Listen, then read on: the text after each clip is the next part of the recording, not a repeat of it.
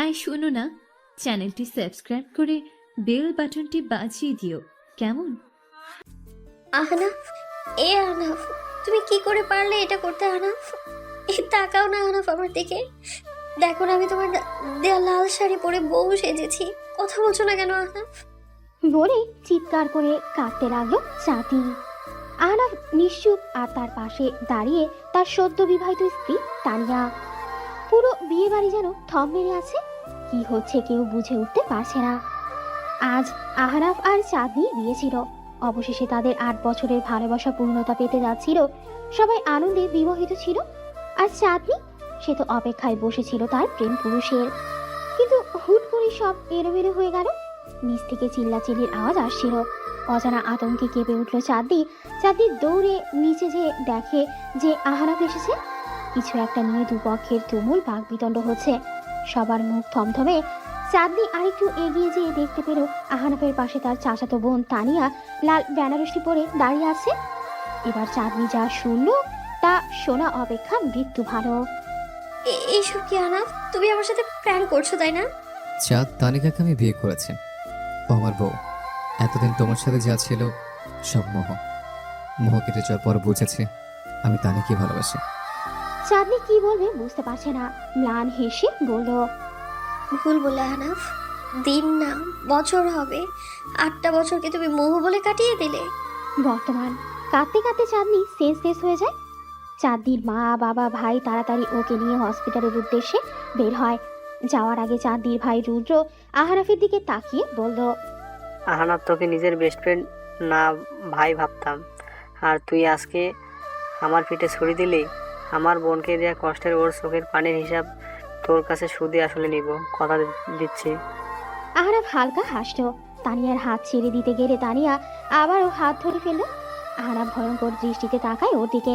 তানিয়া মাথা নিচু করে হাত ছেড়ে দেয়। এরপর আহনাফ চুপচাপ বের হয়ে যায় কমিউনিটি সেন্টার থেকে। ফাঁকা রাস্তায় দিশাহীন হাঁটতে থাকে। মানুষ বলে মা নাকি সন্তানের জীবনের সবচেয়ে কাছের বন্ধু, কিন্তু তার জীবনের সবচেয়ে বড় শত্রুই তার মা। হ্যাঁ, তার মা। তোমাকে আমি ঘৃণা করি মা, ভয়ঙ্কর ঘৃণা করি। নুরানি বোন আমার, আজ তোর বোন প্রতিশোধ নিয়েছে। তোর অপমানের, তো আমাদের বাবা মায়ের অপমানের বদলা নিতে পেরেছি আমি নুরানি। আমার জীবন আজ সার্থক। আপা জানিস তো, শান্তি পাচ্ছি আজ। দুই বোন উচ্চ স্বরে হেসে উঠল। এই দুই মানবী কি আদৌ জানে যে নিজেদের সন্তানের সুখ আজ তারা নিজ হাতে মাটি দিয়ে এসেছে? চাঁদনি মরার মতো হসপিটালের বেডে শুয়ে আছে। মুখে অক্সিজেনের মাস্ক। চাঁদনির ভাইয়ের চোখ ভয়ঙ্কর লাল হয়ে আছে। না, সে কাঁদছে না। তার চোখে এখনই শুধুই প্রতিশোধ। আর সে ভালোভাবে জানে কিভাবে প্রতিশোধ নিতে হয়। রুদ্র চাঁদনির হাত নিজের হাতের মুঠোয় নিয়ে বলল, বোন কথা দিচ্ছি, তোর চোখ দিয়ে পড়া প্রতিটি অশ্রুর ফোঁটার হিসাব ওদের দিতে হবে। তানিয়া আহনাফের রুমে বউ সেজে বসে আছে। আজ তার স্বপ্ন পূরণ হলো। ছোট থেকে এই একটা স্বপ্নই তো সে দেখে এসেছে। তানিয়া জানে আহনাফ চাঁদনিকে ভালোবাসে, কিন্তু সে এখন আহনাফের বিবাহিত স্ত্রী। আহনাফ ওকে ভালোবাসুক বা না বাসুক, তবু আহনাফ ওর হয়েই থাকুক, ওর কাছেই থাকুক। তানিয়া মনে করে ওর একার ভালোবাসাই যথেষ্ট ওদের এই বিবাহিত জীবনের জন্য। আর ওর বিশ্বাস একদিন না একদিন আহনাফকে এই সম্পর্ক মেনে নিতেই হবে। তারপর সে আর আহনাফ মিলে তাদের স্বপ্নের সংসার সাজাবে। কতদিন আর বউকে ছাড়া থাকবে? পুরুষ মানুষ বলে কথা ভেবেই লাজুক হাসল তানিয়া। ওহ, তুমি নিয়ে চিন্তা করো না। আজ একটু কষ্ট পেয়েছে, তাই ও ড্রিঙ্কস করবে, হয়তো ফিরে আসবে। তুমি কি সত্যি ওর আসল মা পারভিন? একটু ওকে চিন্তা হয় না ছেলেটার জন্য? শোনো নাসির, আমার ছেলেকে আমি তোমার চাইতে ভালো চিনি। ওর সাহস কতটুকুনি আমার জানা আছে। যেই ছেলে আমার সামান্য হুমকি নিজের এত বছরের ভালোবাসার মানুষকে ছাড়তে পারে, সে আর যাই করুক নিজের কোনো ক্ষতি করবে না। তাই এত চিন্তা করো না, ঘুমাও। পারভিন, তুমি আজ নিজ হাতে নিজের ছেলের জীবন নষ্ট করলে। ও নাসির, এইসব 2 দিনের আবেগ, আজ আসে কাল নেই। আর আমাদের তানিয়া কি কম সুন্দরী? দেখবে ঠিকই তোমার ছেলে কয়েক মাস পর তানিয়া প্রেমে হাবুডুবু খাচ্ছে। পারভিন, আমি সত্যি অপেক্ষায় আছি যেদিন তোমার 2 বোন নিজেদের ভুল বুঝতে পারবে, তোমাদের অন্যায় বুঝতে পারবে। কিন্তু ভয় হয় ততদিন আমি আমার ছেলেটাকে হারিয়ে না ফেলি। ক্ষণিকের জন্য পারভিন আরার মনেও ভয় জাগে, কিন্তু পরক্ষণে সে তা উড়িয়ে দিয়ে বিজয়ের হাসি হেসে শান্তির ঘুমে পাড়ি জমায়। এদিকে আহনাফ এতক্ষণ বাবা মায়ের রুমের সামনে দাঁড়িয়ে তার মায়ের বলা কথাগুলো শুনে স্তব্ধ হয়ে গেছে। যেই মেয়ের জীবন বাঁচাতে গিয়ে নিজের জীবনটা নষ্ট করলো, আজ শুনে সেসব কিছুই নাকি নাটক ছিল মায়ের। অতীত বরযাত্রী বের হওয়ার 30 মিনিট আগে হুট করে আহনাফের মা আহনাফকে ডেকে পাঠায়। সেখানে যায়, দেখে তার বাবা মা আর চাচা খালার পরিবার বসে আছে, আর একজন হুজুর কাগজে কি যেন লিখছেন। আহনাফকে দেখে ওর মা বলে উঠল, আহনাফ, আজ তোর আর তানিয়ার বিয়ে। মা, মজা করছো? একটু পরে বরযাত্রী বের হব, রেডি হও, যাও। আমি মজা করছি না আহনাফ, আজ যদি তুই তানিয়াকে বিয়ে না করিস তাহলে এখনই আমি নিজেকে মেরে ফেলবো। আহনাফ হতবাক, বেশি অবাক নিজের পরিবারের বাকি সদস্যদের নির্বিকার ভাবে বসে থাকা দেখে। তার মানে সবাই সব জানে, সবাই রাজিও। এভাবে কিছুক্ষণ আহনাফ আর ওর মায়ের তর্ক চললে কিছুক্ষণ পর ওর মা নিজের হাতে চাকু দিয়ে পোঁছ দেয়, গলগলিয়ে রক্ত পড়তে শুরু করে। আহনাফ সহ পরিবারের সবাই পারভিন আরাকে ডাক্তারের কাছে নিয়ে যেতে চাইলে সে সরাসরি না করে দেয়। তার এক কথা, আগে বিয়ে হবে, তারপর সে ট্রিটমেন্ট নেবে। আহনাফও বাধ্য হয়ে রাজি হয়ে যায়, নিজের অনিচ্ছায় বিয়ে করে তানিয়াকে। বর্তমান মা, আজ তুমি যা করলে এর শাস্তি তুমি পাবে। আমি তো আমার চাঁদকে আর ফিরে পাবো না, কিন্তু নিজেকে তিলে তিলে শেষ করবো আমি। নিজের চোখের সামনে নিজের ছেলেকে ধীরে ধীরে মরতে দেখবে মা, এটাই তোমার শাস্তি। আর এদিকে তানিয়া আহনাফের অপেক্ষা করতে করতে ঘুমিয়ে পড়ল। সকালে পারভিন আরা আর তানিয়া নাস্তা দিচ্ছিল সবাইকে। হুট করে কি যেন দেখে তানিয়ার হাত থেকে খাবার বাটি পড়ে গেল। ওর দৃষ্টি অনুসরণ করে যখন সবাই সামনে তাকালো, দেখলো আহনাফ নেশায় বুঁদ হয়ে আছে আর তাকে ধরে আছে একটি মেয়ে। আহনাফ সবাইকে দেখে হ্যাংলা হাসি দিয়ে বলল, hello everyone, meet my new. এই মেয়ে, নাম কি তোমার? মমতা সাহেব মেয়েটা মাথা নিচু করে উত্তর দিল। ও হ্যাঁ, মমতা। তারপর ধ্রুব হাত ছাড়িয়ে ওর মায়ের কাছে যেয়ে বলল, দেখো মম, ও মমতা, আমার ওকে ভালো লেগেছে, তাই কাল রাতে ওকে কিনেছে। হয়েছে, কাবিনে 5 লক্ষ টাকা জমেছিলাম না, ওটা দিয়ে। ভোরে পাগলের মতো হাসতে শুরু করলো। এদিকে তানিয়ার তো পাগল প্রায় অবস্থা। কাল রাতে তো আহনাফকে নিয়ে নতুন সংসার গড়ার স্বপ্ন দেখলো, তবে সবই কি ছিল মরিচিকা? আহনাফের মা হুঙ্কার দিয়ে বলল, আহনাফ, ভুলে যেও না তুমি এখন বিবাহিত। আহনাফ মেকি হেসে বলল, বিয়ে মাই ফুট। এই তানির সাথে শোভনা বলেই তো এই প্রস্টিটিউটকে কিনে এনেছে। বলেই থুতু ফেললো মেঝেতে। এরপর সবার সামনে মমতাকে কোলে নিয়ে রুমে চলে গেল। আহনাফের এই নির্লজ্জ আচরণে বাসায় সবার মাথা নামিয়ে দিল। এদিকে তানিয়ার মা বিলাপ শুরু করলো, মেয়েকে এভাবে বিয়ে দিয়ে ভুল করলো না তো? তানিয়ার বাবা নাসির সাহেবকে হুমকি দিয়ে বলল।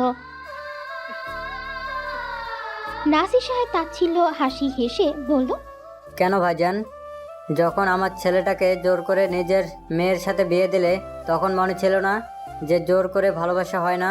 যা মন চায় করো এখন তোমরা। আর পারভিন, শুনে রাখো, আমার ছেলের যদি কিছু হয় সেদিনেই আমি এই ঘর ছাড়ব। তোমার মতো স্বার্থপর অমানুষের সাথে সংসার করা যায় না। বলে গটগট করে চলে গেলেন নাসির সাহেব। এদিকে পারভিনারা ভাবছেন সত্যি কি ভুল করে বসলেন তিনি। চাঁদ শোন, শরীর এখন কেমন তোর? চাঁদনি নিরুত্তর। জ্ঞান ফেরার পর থেকে সে কারোর সাথে কথা বলছে না, শুধু সবার দিকে তাকিয়ে থাকে। কে কি? এদিকে আহনাফের অবস্থা শোচনীয়। ভয়ঙ্কর ভয়ঙ্কর ড্রাগে আসক্ত হয়েছে সে, অবশ্য ইচ্ছে করে হয়েছে, যেন এই অন্ধকার জগৎ থেকে আর ফিরতে না পারে। ইদানিং জুয়া খেলাও শুরু করে, ইচ্ছে করে জুয়াতে টাকা হারে। অফিস যায় না 2 মাস, বাসায় যতক্ষণ থাকে নিত্য নতুন মেয়ে নিয়ে আসে।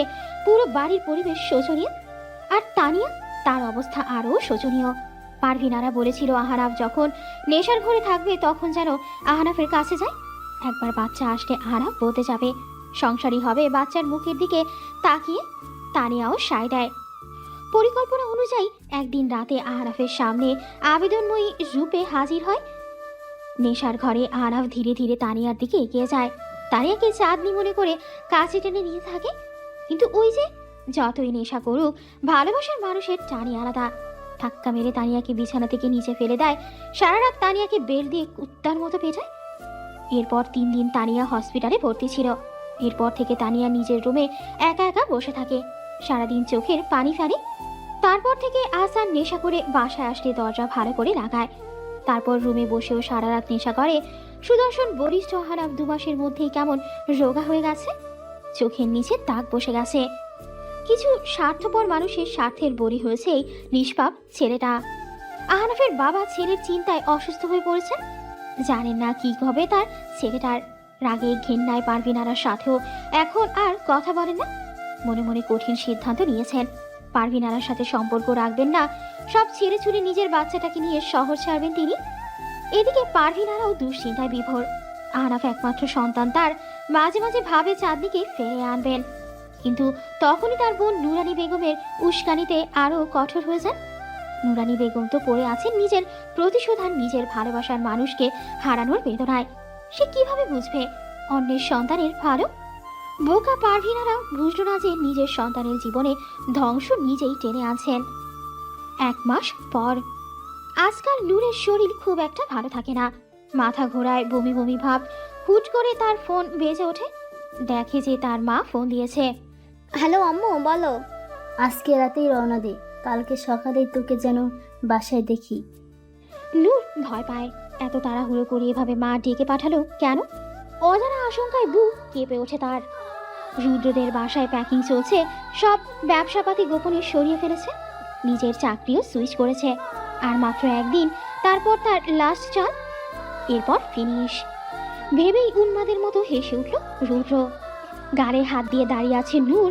বাড়িতে ঢোকা মাত্রই নুরানি বেগম থাপ্পড় দিয়েছে ওর গাড়ি। চোখ দিয়ে অনবরত পানি পড়ছে। কখনো ভাবিনি এভাবে ধরা পড়ে যাবে। ওদিকে ওর বাবা স্তব্ধ হয়ে দাঁড়িয়ে আছে। কোনোদিন কল্পনাও করেনি তার এই বাচ্চা মেয়েটা তার বিশ্বাস ভাঙবে। 2 মাস আগে কোথায় ছিলি তুই? চুলের মুঠি ধরে জিজ্ঞেস করছে নুরানি। আজ নূরের বাবাও কিছু বলছে না। বলছিস না কেন, বল। নূর চুপ করে আছে। ভুলেও যদি রুদ্রর নাম মুখে নেয় তাহলে মা আজকেই কিছু একটা করে বসবে, হয়তোবা সারা জীবনের জন্য হারাবে রুদ্রকে। তাই আপাতত চুপ থেকে পরে রুদ্রের সাথে কথা বলে ডিসিশন নেবে। কাঁপতে কাঁপতে নূর বলল, মা, বান্ধবীরা মিলে কক্সবাজার গিয়েছিলাম। কোন বান্ধবী? আম্মু, ভার্সিটির। নুরানি বেগম চুপ করে কিছু একটা ভাবলেন, তারপর বললেন।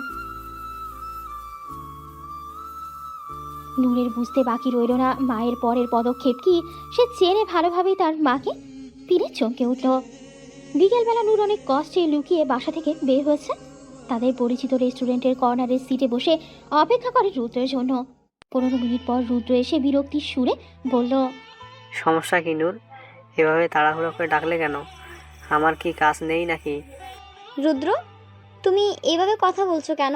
আজ পুরো 3 মাস পর আমাদের দেখা হলো।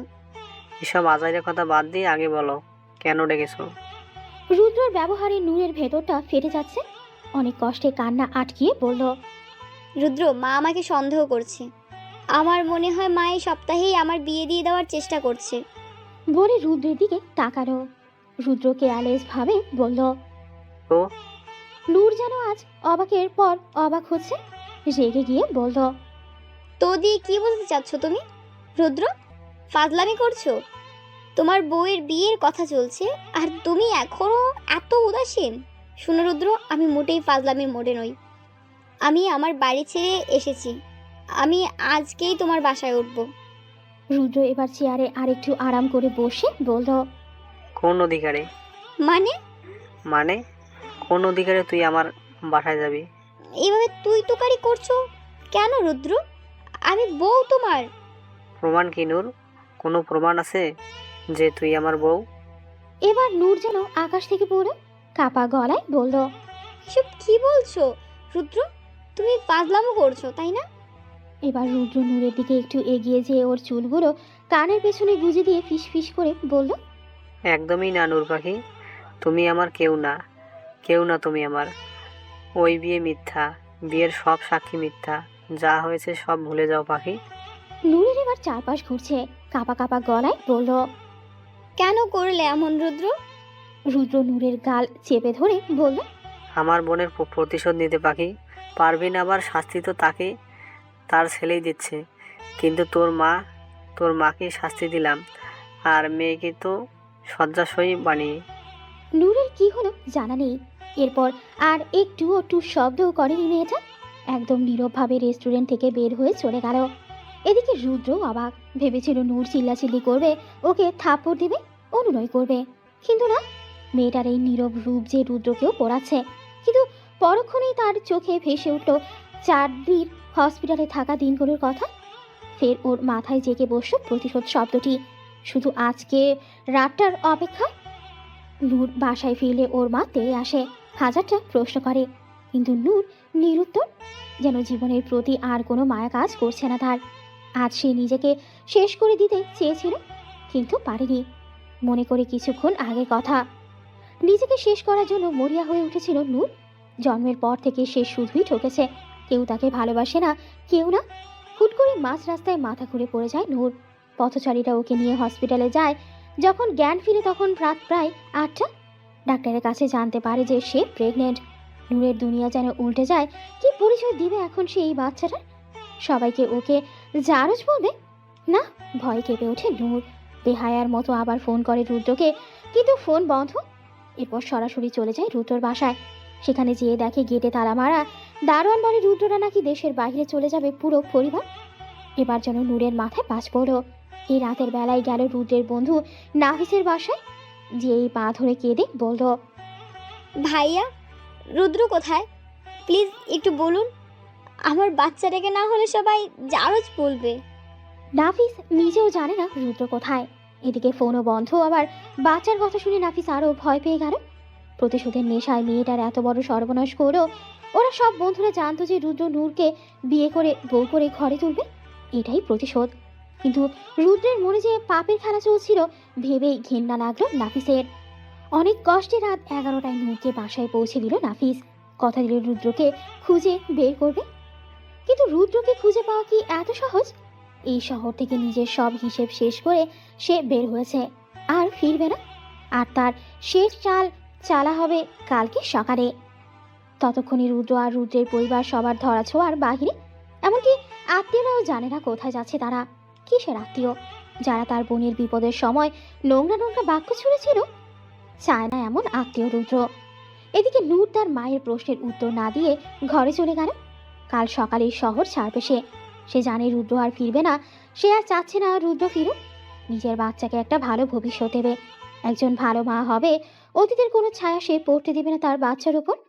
আর রুদ্রকে কোনোদিনও সে ক্ষমা করবে না, কোনো দিনও না। কাঁদতে কাঁদতে ঘুমিয়ে পড়ল নূর। তীব্র যন্ত্রণায় ঘুম ভেঙে যায় নূরের।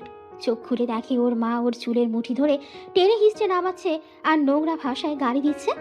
ব্যথায় কাঁপা গলায় নূর বলে উঠল, মা ছাড়ো আমাকে, ব্যথা পাচ্ছি। নুরানি বেগম রাগান্বিত স্বরে বলে উঠল, ব্যথা করে হারামজাদি, ব্যথা লাগে? তোর জন্য যে আমার মান সম্মান সব শেষ হয়ে গেল। তোকে কি এই জন্য জন্ম দিয়েছি আমি? এসব কি বলছো মা? কি করেছি আমি? এবার নুরানি বেগম নিজের ফোন নূরের দিকে ফিকে মারে। নূর ফোন হাতে নিয়ে যা দেখলো তাতে ওর দুনিয়া উল্টে গেল জানো। বিছানায় রুদ্র নূরের গলায় মুখ ডুবিয়ে আছে এমন একটা ছবি ফেসবুকের সব জায়গায় ছড়িয়ে পড়েছে। যদিও নূরের চেহারা এখানে বোঝা যাচ্ছে না। নূর মনে মনে বলে উঠল, এটাই করার বাকি ছিল রুদ্র। আজ তুমি আমাকে পুরোপুরি শেষ করে দিলে। তোমাকে মৃত্যুর আগ পর্যন্ত ক্ষমা করব না। নূরের ভাবনার মাঝে নুরানি বেগম আবার হাত তুলতে গেলে এবার নূরের বাবা যেয়ে আটকায়। তাকে ঘরের বাহিরে বের করে ভেতর থেকে দরজা আটকিয়ে দেয়। ধীরে ধীরে নূরের সামনে যেয়ে দাঁড়ায়। মাথায় আলতো করে স্নেহের স্পর্শ এঁকে দেয়। আদুরে কণ্ঠে ডেকে ওঠে, নূরমা। বাবার এমন কণ্ঠে মাথা তুলে তাকায় নূর। তুমি কি করতে চাও আম্মা? ওই ছেলেকে বিয়ে করতে চাও? তাহলে ওর পরই। কথার মাঝেই ওর বাবাকে থামিয়ে দেয় নূর।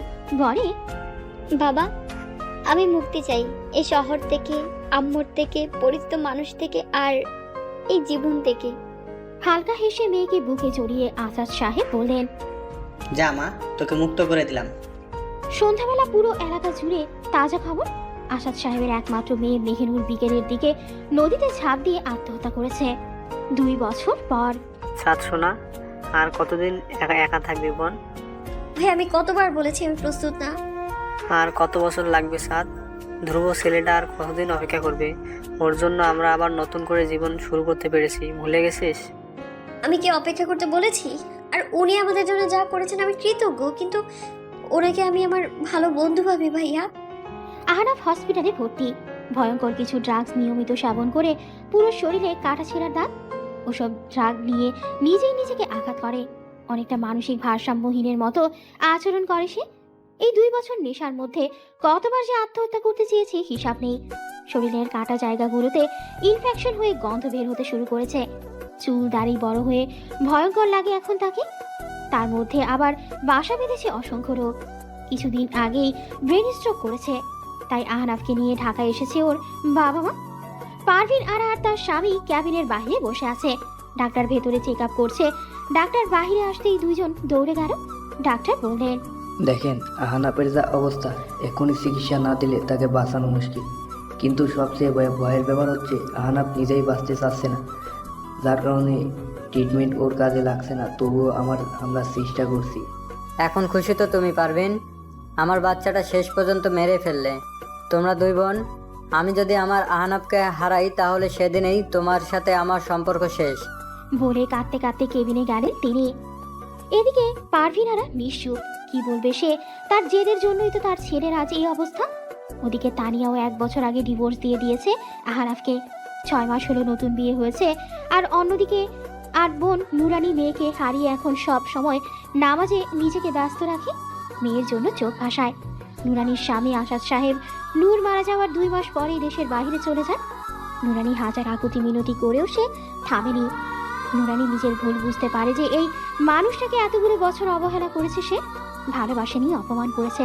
কিন্তু আজ সে বুঝতে পেরেছে সে অতীত নিয়ে পড়ে থেকে নিজের বর্তমানের সুখ নষ্ট করেছে। স্বামী সন্তান কারো খেয়াল রাখেনি, অযত্ন করেছে সব সময়। আজ সে সন্তানও হারালো, স্বামীকেও। গভীর রাত, সিগারেটের ধোঁয়ায় ভরে গেছে পুরো রূপ। চোখ দুটো লাল হয়ে আছে রুটোর। হাতে তার একটি মেয়ের ছবি। নূর পাখি, আমার নূর পাখি, এই পাখি কথা বলিস না কেন? তোকে খুব মনে পড়ে পাখি। নিজের হাতে তোকে শেষ করেছি আমি। মন চায় নিজেকে মেরে ফেলি, কিন্তু পরিবারের দিকে তাকিয়ে আর পারি না। নিজের প্রতি খুব ঘৃণা হয় জানিস তো। কেন তোকে এই প্রতিশোধের খেলায় জড়ালাম পাখি? তুই তো আমার নির্দোষ বোকা পাখি ছিলি। আচ্ছা, তুই কি বিয়ে করে নিয়েছিস পাখি? জানিস পাখি, ভয়ে তোর খোঁজ নিই না। যদি তোর পাশে অন্য পুরুষকে দেখি তাহলে সেদিনই মরে যাব আমি পাখি। কেঁদে ওঠে রুদ্র। ভালোবাসি তোকে নূর। এইদিকে, বাবা তোমার নাতিকে একটু সামলাও, আমি ভার্সিটিতে যাব, রেডি হতে হবে। আম্মা জান, সুষময় ছেলেটা ভালো। তো আমি কি করব বাবা? মা বলছিলাম যদি জীবনটাকে আরেকটা সুযোগ দিতি। বাবা সুযোগ দিয়েছি বলেই তো আজ এখানে আমি, না হলে তো সেদিনই মৃত্যুকে বরণ করতাম, যেদিন আমাকে চূড়ান্তভাবে ভেঙে দিয়েছিল। আচ্ছা বাবা বাদ দাও এসব কথা। আমি আমার জীবনে আপাতত কাউকে জড়াতে ইচ্ছুক না। আমি আর আমার বাচ্চার সাথে ভালো আছি বাবা। নূরমা। বাবা প্লিজ আমাকে আর নূর বলে ডাকবে না। আমি কতবার বলেছি আমার নাম মেহেরিমা। নূর নামটা শুনতে চাই না আর আমি, বলেই বেরিয়ে গেল নূর। এদিকে ভরা চোখে দাঁড়িয়ে রইল নাসির সাহেব। জানে না মেয়েটার ভাগ্যে কি লেখা আছে। তার মেয়েটা যে জন্মের পর থেকেই দুঃখী। রুদ্রসোনা, মাম্মাম তোমাকে অনেক ভালোবাসে বাবা। তুমি, মাম্মাম আর নান্নান, আমাদের এই ছোট্ট পরিবার, আমাদের আর কাউকে লাগবে না বাবা, কাউকে না। বলেই বাচ্চাকে জড়িয়ে কাঁদতে লাগলো নূর। আজ চাঁদনির বিয়ে। আজ আবারও বউ সেজে এসেছে, তবে আহনাফ নয়, ধ্রুবর জন্য।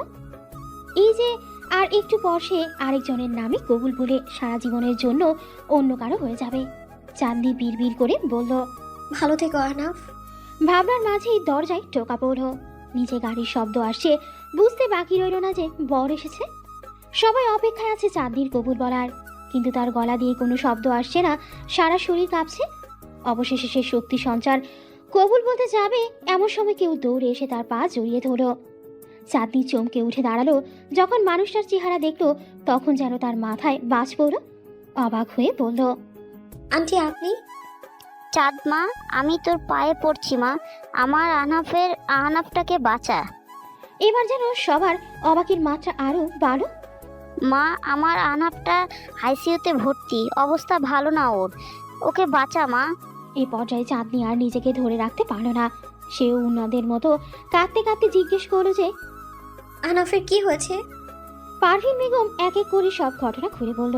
কিভাবে প্রতিশোধের নেশায় দুই বোন মিলে চাঁদনির জীবন নষ্ট করতে চেয়েছিল, কিভাবে আহনাফ ধীরে ধীরে মৃত্যুর মুখে গিয়েছে সব। চাঁদনি আর নিজেকে ধরে রাখতে পারল না, পাগলের মতো ছুটতে শুরু করলো মেইন গেটের দিকে। হসপিটালের কমন জোনে বসে আছে সবাই। চাঁদনি আহনাফের অবস্থা দেখে সেন্সলেস হয়ে গিয়েছে। তাকে আরেক কেবিনে ভর্তি করা হয়েছে। ধ্রুবর পরিবার চলে গেছে। হসপিটালে আছে শুধু ধ্রুব, চাঁদনির পরিবার আর আহনাফের বাবা মা। সবার দৃষ্টি এখন পারভিন আরার দিকে। এমন কি হয়েছিল যার প্রতিশোধ নিয়ে এত ভয়ঙ্কর খেলায় মেতে উঠল সে? অতীত। পারভিন আরা তখন অনার্স সেকেন্ড ইয়ারে, আর ওনার ছোট বোন নুরানি বেগম ইন্টার সেকেন্ড ইয়ারে। নুরানি বেগমের তারই এলাকায় হাসান নামে একজনের সাথে 5 বছরের প্রণয়ের সম্পর্ক ছিল। সে সময় হাসান ছিল অনার্স লাস্ট ইয়ারের স্টুডেন্ট। একদিন খবর আসে হাসানের বিদেশ যাওয়ার ব্যবস্থা হয়েছে। এদিকে নুরানি আর হাসান একে অপরকে প্রচণ্ড ভালোবাসতেন, তাই বিদেশ যাওয়ার আগে তারা দুজন অনেক কষ্টে পরিবারকে ম্যানেজ করে বিয়ে করার সিদ্ধান্ত নেয়। এদিকে পারভিন আরারও বিয়ে ঠিক করা আছে, তাই তারা কেউ মানা করে না। অবশেষে বিয়ের দিন এগিয়ে আসে, কিন্তু সেদিন হঠাৎ বিয়ের কিছুক্ষণ আগে পুলিশ এসে নুরানির বাবাকে ধরে নিয়ে যায় মিথ্যা কেসে। নুরানির বিয়ে ভেঙে যায়। সে রাতেই হাসানের সাথে তার মামাতো বোনের বিয়ে হয়। অন্যদিকে পারভিন আরার হবু শ্বশুরও ফোন দিয়ে বিয়ে ভেঙে দেয়। দুই বোনই নিজেদের ভালোবাসার মানুষকে হারায়। তারপর মা আর দুই মেয়ের সমাজের অনেক কটু কথা সহ্য করে জীবন সংগ্রাম চালিয়ে যায়। 3 মাস পর জামিন মিলে তাদের বাবার। তারা জানতে পারে টাকার লোভে পুলিশ ইন্সপেক্টর আবুল কাশেম তাকে ফাঁসিয়েছিল। এরপর তারা সে শহর ছেড়ে দেয়, নতুন করে জীবন শুরু করে। কিন্তু মনের মধ্যে ওই ইন্সপেক্টরের জন্য ঘৃণা এক বিন্দুও কমেনি। এত বছর পর সেদিন যখন তারা চাঁদনিদের বাসায় বিয়ের কথা বলতে গিয়েছিল, তখন ড্রয়িং রুমে আবুল কাশেমের ছবি দেখে চিনতে বিন্দু মাত্র দেরি হয়নি তার। আর যখন জানালো যে আবুল কাশেম চাঁদনির বাবা, পুরনো প্রতিশোধ জেগে উঠল তার। বর্তমান চাঁদনির বাবা শফিক সাহেব হতভম্ব। তার মেয়ে এমন দোষের শাস্তি পেল যেটা তার বাবা করেনি। সে উত্তেজিত হয়ে পড়ে উঠল। আপনি আসল ঘটনা না জেনে এতগুলো মানুষের জীবন নষ্ট করলেন। সেদিন খালিদ নামে এক লোক আমার বোনকে কিডন্যাপ করেছিল আর হুমকি দিয়েছিল বাবাকে যেন আপনার বাবাকে অ্যারেস্ট করে। তার মেবি উদ্দেশ্যটা ছিল হাসানের সাথে নিজের মেয়ের বিয়ে দেওয়া। এমনকি আমার বাবা চাকরি ছেড়ে এক কাপড়ে আমাদের নিয়ে শহর ছেড়েছিল, কারণ আমার বাবা গোপনে আপনার বাবার নির্দোষ হওয়ার প্রমাণ দিয়েছিল আরেক ইন্সপেক্টরকে। এই দফায় চমকে উঠল পারভিন আরা। এত বড় ভুল সে কি করে করলো? সত্য না জেনে এত বড় পাপ করলো। কেঁদে উঠল সে। আরাম ধীরে ধীরে চোখ খুলছে, অনুভব করে কেউ তার হাত শক্ত করে ধরে রেখেছে। পাশে ফিরে তাকায়, বুকটা ধুক করে ওঠে। চাঁদ, তার চাঁদ। দরজায় নক করার শব্দে ঘুম ভেঙে গেল চাঁদনি। মাথা তুলে দেখে আহনাফ তাকিয়ে আছে তার দিকে। ইস, 2 বছর পর মানুষটাকে দেখছে সে। 2 বছর, চেহারার কি অবস্থা! আচ্ছা, এই 2 বছরে কি সে নিজের যত্ন নেয়নি একবারও? সারা শরীরে কাটা ছেঁড়ার দাগ, সিরিঞ্জের দাগ, কোথাও কোথাও আবার ইনফেকশন হয়ে গেছে। ভাবনার মাঝে আবার নক করলো কেউ দরজায়। চাঁদনি এবার হুঁশ ফিরে পেরে যে দরজা খুলে বেরিয়ে গেলে নার্স মেডিসিন নিয়ে ভেতরে আসলো। আহনাফ এখনো অপলক তাকিয়ে আছে তার চাঁদের যাওয়ার পথে। পেরিয়ে গেল দিন 4। এর মধ্যে আর আহনাফ আর চাঁদনির কথা হয়নি। চাঁদনি যতবারই এসেছে কেবিনের বাইরে থেকে দেখে চলে গেছে। আজ আহনাফের ডিসচার্জের দিন, সবাই এসেছে, এমনকি ধ্রুব। বলেছিলাম না ধ্রুব, আমার চাঁদকে কোনোদিন আমার সামনে আনবে না। এ ভুল যাতে আর না হয়। আমার চাঁদকে দেখে রেখো, আগলে রেখো। বলেই কেবিন থেকে বের হয়ে গেল আহনাফ। এদিকে সবার চোখে বিস্ময়। আহনাফ ধ্রুবকে চেনে, তার মানে চাঁদনি কোথায় এটা আহনাফ আগে থেকেই জানতো। সবাই জিজ্ঞাসা দৃষ্টিতে তাকিয়ে থাকে ধ্রুবর দিকে। চাঁদনি আমাদের বাসায় আসার 15 দিন পরে আহনাব একদিন আমার অফিসে আসে, নিজের পরিচয় দেয়। এরপর সে প্রায় চাঁদনির খবর নিত আমার কাছে। প্রায় দূর থেকে দাঁড়িয়ে এক পলক দেখে চলে যেত। কিন্তু হুট করে 4 মাস পর আহনাব এসে বলে সে আমি যেন চাঁদনিকে আর কোনোদিন তার সামনে না আনি। চাঁদনিকে বিয়ে করে একটা নতুন জীবন দেই আর অতীতকে যেন ভুলিয়ে দেই। চাঁদনি হতভম্ব। কি হচ্ছে তার জীবনে? মাথা ঘুরে পড়ে গেল সে। আহনাফ আবার বাড়ি যেয়ে ড্রিঙ্ক করছে। তখন বারবার মন চেয়েছিল তার চাঁদকে বুকে জড়িয়ে ধরতে, কিন্তু পারেনি। হুট করে আহনাফের হাত থেকে কেউ ড্রিঙ্কসের গ্লাস কেড়ে নেয়। আহনাফ রাগে কিছু বলতে যাবে তার আগেই দেখে যে রুদ্র আরও বেশি রেগে হাত মুষ্টিবদ্ধ করলো। সে রেগে বলল, রুদ্র এখান থেকে যা। যাব না, কি করবি? রুদ্র প্লিজ যা, না হলে আমি যে প্রতিশোধের খেলায় মেতে উঠব সেটা থেকে তোর আর তোর বোনের রেহাই পাওয়া মুশকিল। মানে? কোনো মানে নেই, জাস্ট তুই আর তোর বোন আমার থেকে দূরে থাক, ভালো থাকবে। এখন যা। এসব বাদ দে, সব কিছু জাস্ট ভুল বোঝাবুঝি ছিল। চাঁদ নিজেও তোকে ছাড়া ভালো নেই। আমার কাছে আসলেও আরো খারাপ থাকবে। প্লিজ এখান থেকে যা রুদ্র। এই পর্যায়ে রাগে হাতের গ্লাস ছুঁড়ে মারল আহনাফ। রুদ্রের কলার ধরে বলতে লাগলো, কিসের ভুল বুঝে? হ্যাঁ কিসের? তোর বোন যখনই আমার সামনে আসবে তখনই আমার মনে পড়বে ও একটা খুনির বোন, আমার নূরের খুনির বোন। তোর ভুল বুঝে পারবে আমার বোনকে ফিরে আনতে? বলিস না কেন? এদিকে নূরের খুনি শব্দটা শুনে পা খাড়া রুদ্র কাপা কণ্ঠে জিজ্ঞেস করল। তাচ্ছিলের হাসি হাসল আহনাফ। বলল, একটা অবিবাহিত মেয়ে বিয়ের আগে প্রেগনেন্ট হলে তার ইন্টিমেট সময়ের ছবিকে সোশ্যাল মিডিয়াতে ছেড়ে দিলে সে মেয়েটার কি করা উচিত রুদ্র? বল না, কি করা উচিত? জানিস, সবাই বলে অনেকে আত্মহত্যা করেছে, কিন্তু আমি জানি ওকে আর ওর বাচ্চাকে খুন করা হয়েছে। আর খুনিটা তুই। প্লিজ তুই আর তোর বোন আমার সামনে আসবে না। এদিকে রুদ্র যেন এই দুনিয়াতে নেই। তার তো কানে বাজছে যে নূর আর তাদের হবু বাচ্চার খুনি সে। 4 দিনের বাসায় আজকে টেনশনে আছে। রাত পেরিয়ে সকাল হতে চললো, কিন্তু রুদ্র এখনো বাড়ি ফেরেনি। ফোন বেজে চলেছে কিন্তু কেউ ধরছে না, সবাই টেনশনে আছে। ধ্রুব রাস্তায় রাস্তায় সারা রাত ঘুরেছে। হুট করে কলিং বেল বেজে উঠলো। চাঁদনি তাড়াতাড়ি যেয়ে দরজা খুলে দেখে রুদ্র এসেছে। তাকে দুজন ধরে রেখেছে। রুদ্রর যেন কোনো হুঁশ নেই, রোবটের মতো হয়ে আছে। সাথে দুজন বলল কাল রাতে নাকি রুদ্র তাদের গাড়ির সামনে এসে দাঁড়িয়েছিল ইচ্ছা করে। তারা টাইম মতো ব্রেক করেও সামনে থেকে আরেকটা মোটর বাইক এসে ধাক্কা দেয়। তাই তারা তাড়াতাড়ি তাকে হসপিটালে নিয়ে যায়। সকালে জ্ঞান ফিরলে একটাও কথা বলেনি সে। সাথে সাথে চাঁদনির মা সাবিনা ইয়াসমিন এসে রুদ্রকে এলোপাথারি মারতে শুরু করলো। বল হারামজাদা, তোর কিসের অভাব রেখেছিলাম আমি? কেন মরতে গিয়েছিলি? এ পর্যায়ে রুদ্র মাথা তুলে তাকালো, বলল, মা আমি খুনি না, আমি খুনি। আমি আমার স্ত্রী, আমার অনাগত বাচ্চাকে মেরেছি মা। আমার বেঁচে থাকার কোনো অধিকার নেই মা। ওখানে উপস্থিত সবার মাথায় যেন বাজ পড়ল। এ কি শুনছে তারা? সাবিনা বলে উঠলেন, কি পাগলের মতো কথা বলছিস রুদ্র? তোর বিয়ে কবে হলো আর বাচ্চা? রুদ্র কাঁদতে কাঁদতে বলল, আহনাফের খালাতো বোন নূর আমার বিয়ে করা বৌমা। আহনাফের সাথে আর নুরানি বেগমের সাথে প্রতিশোধ নিতে আমি ওকে বিয়ে করেছিলাম মা।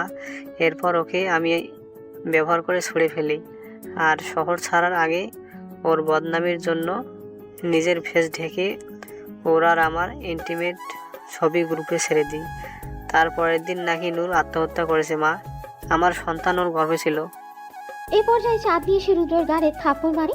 তারপর বলে, তোদের এই নোংরা প্রতিশোধের খেলার বলি আমি আর নূর হলাম। আমাদের জীবনটা তুই আর আহনাফ নষ্ট করে দিয়েছিস। আজকের পর থেকে আমার কোনো ভাই নেই। আমার কাছে তুই একজন ক্রিমিনাল ছাড়া আর কিচ্ছু না। আর আহনাফ, ও নিজেও একটা ক্রিমিনাল। তারপর চাঁদ দৌড়ে নিজের রুমে চলে গেল। ধ্রুব এতক্ষণ রুদ্রর পাশে বসেছিল, চেষ্টা করছিল বন্ধুর সাথে মাথা থেকে সুইসাইডের কথা সরাতে। জানে না পেরেছে কিনা। রুদ্র বারান্দায় বসে স্মোক করছে। নিজেকে পশু মনে হচ্ছে তার। আহনাফের ট্রিটমেন্ট এখনো বাকি, তাই নাসির সাহেব 6 মাসের জন্য ঢাকায় বাসা ভাড়া নিয়েছেন। এখানেই আছেন এখন তারা। আহনাফ বেটা, বলেছিলাম কি চাঁদনির বাসায় আবার প্রস্তাব দেই। মানে? দেখ বাবা, এইসব মান অভিমান বাদ দিয়ে এখন নিজের ভালোবাসার মানুষটাকে নিজের করে নে। চাঁদনিও তোকে ভালোবাসে অনেক বাবা।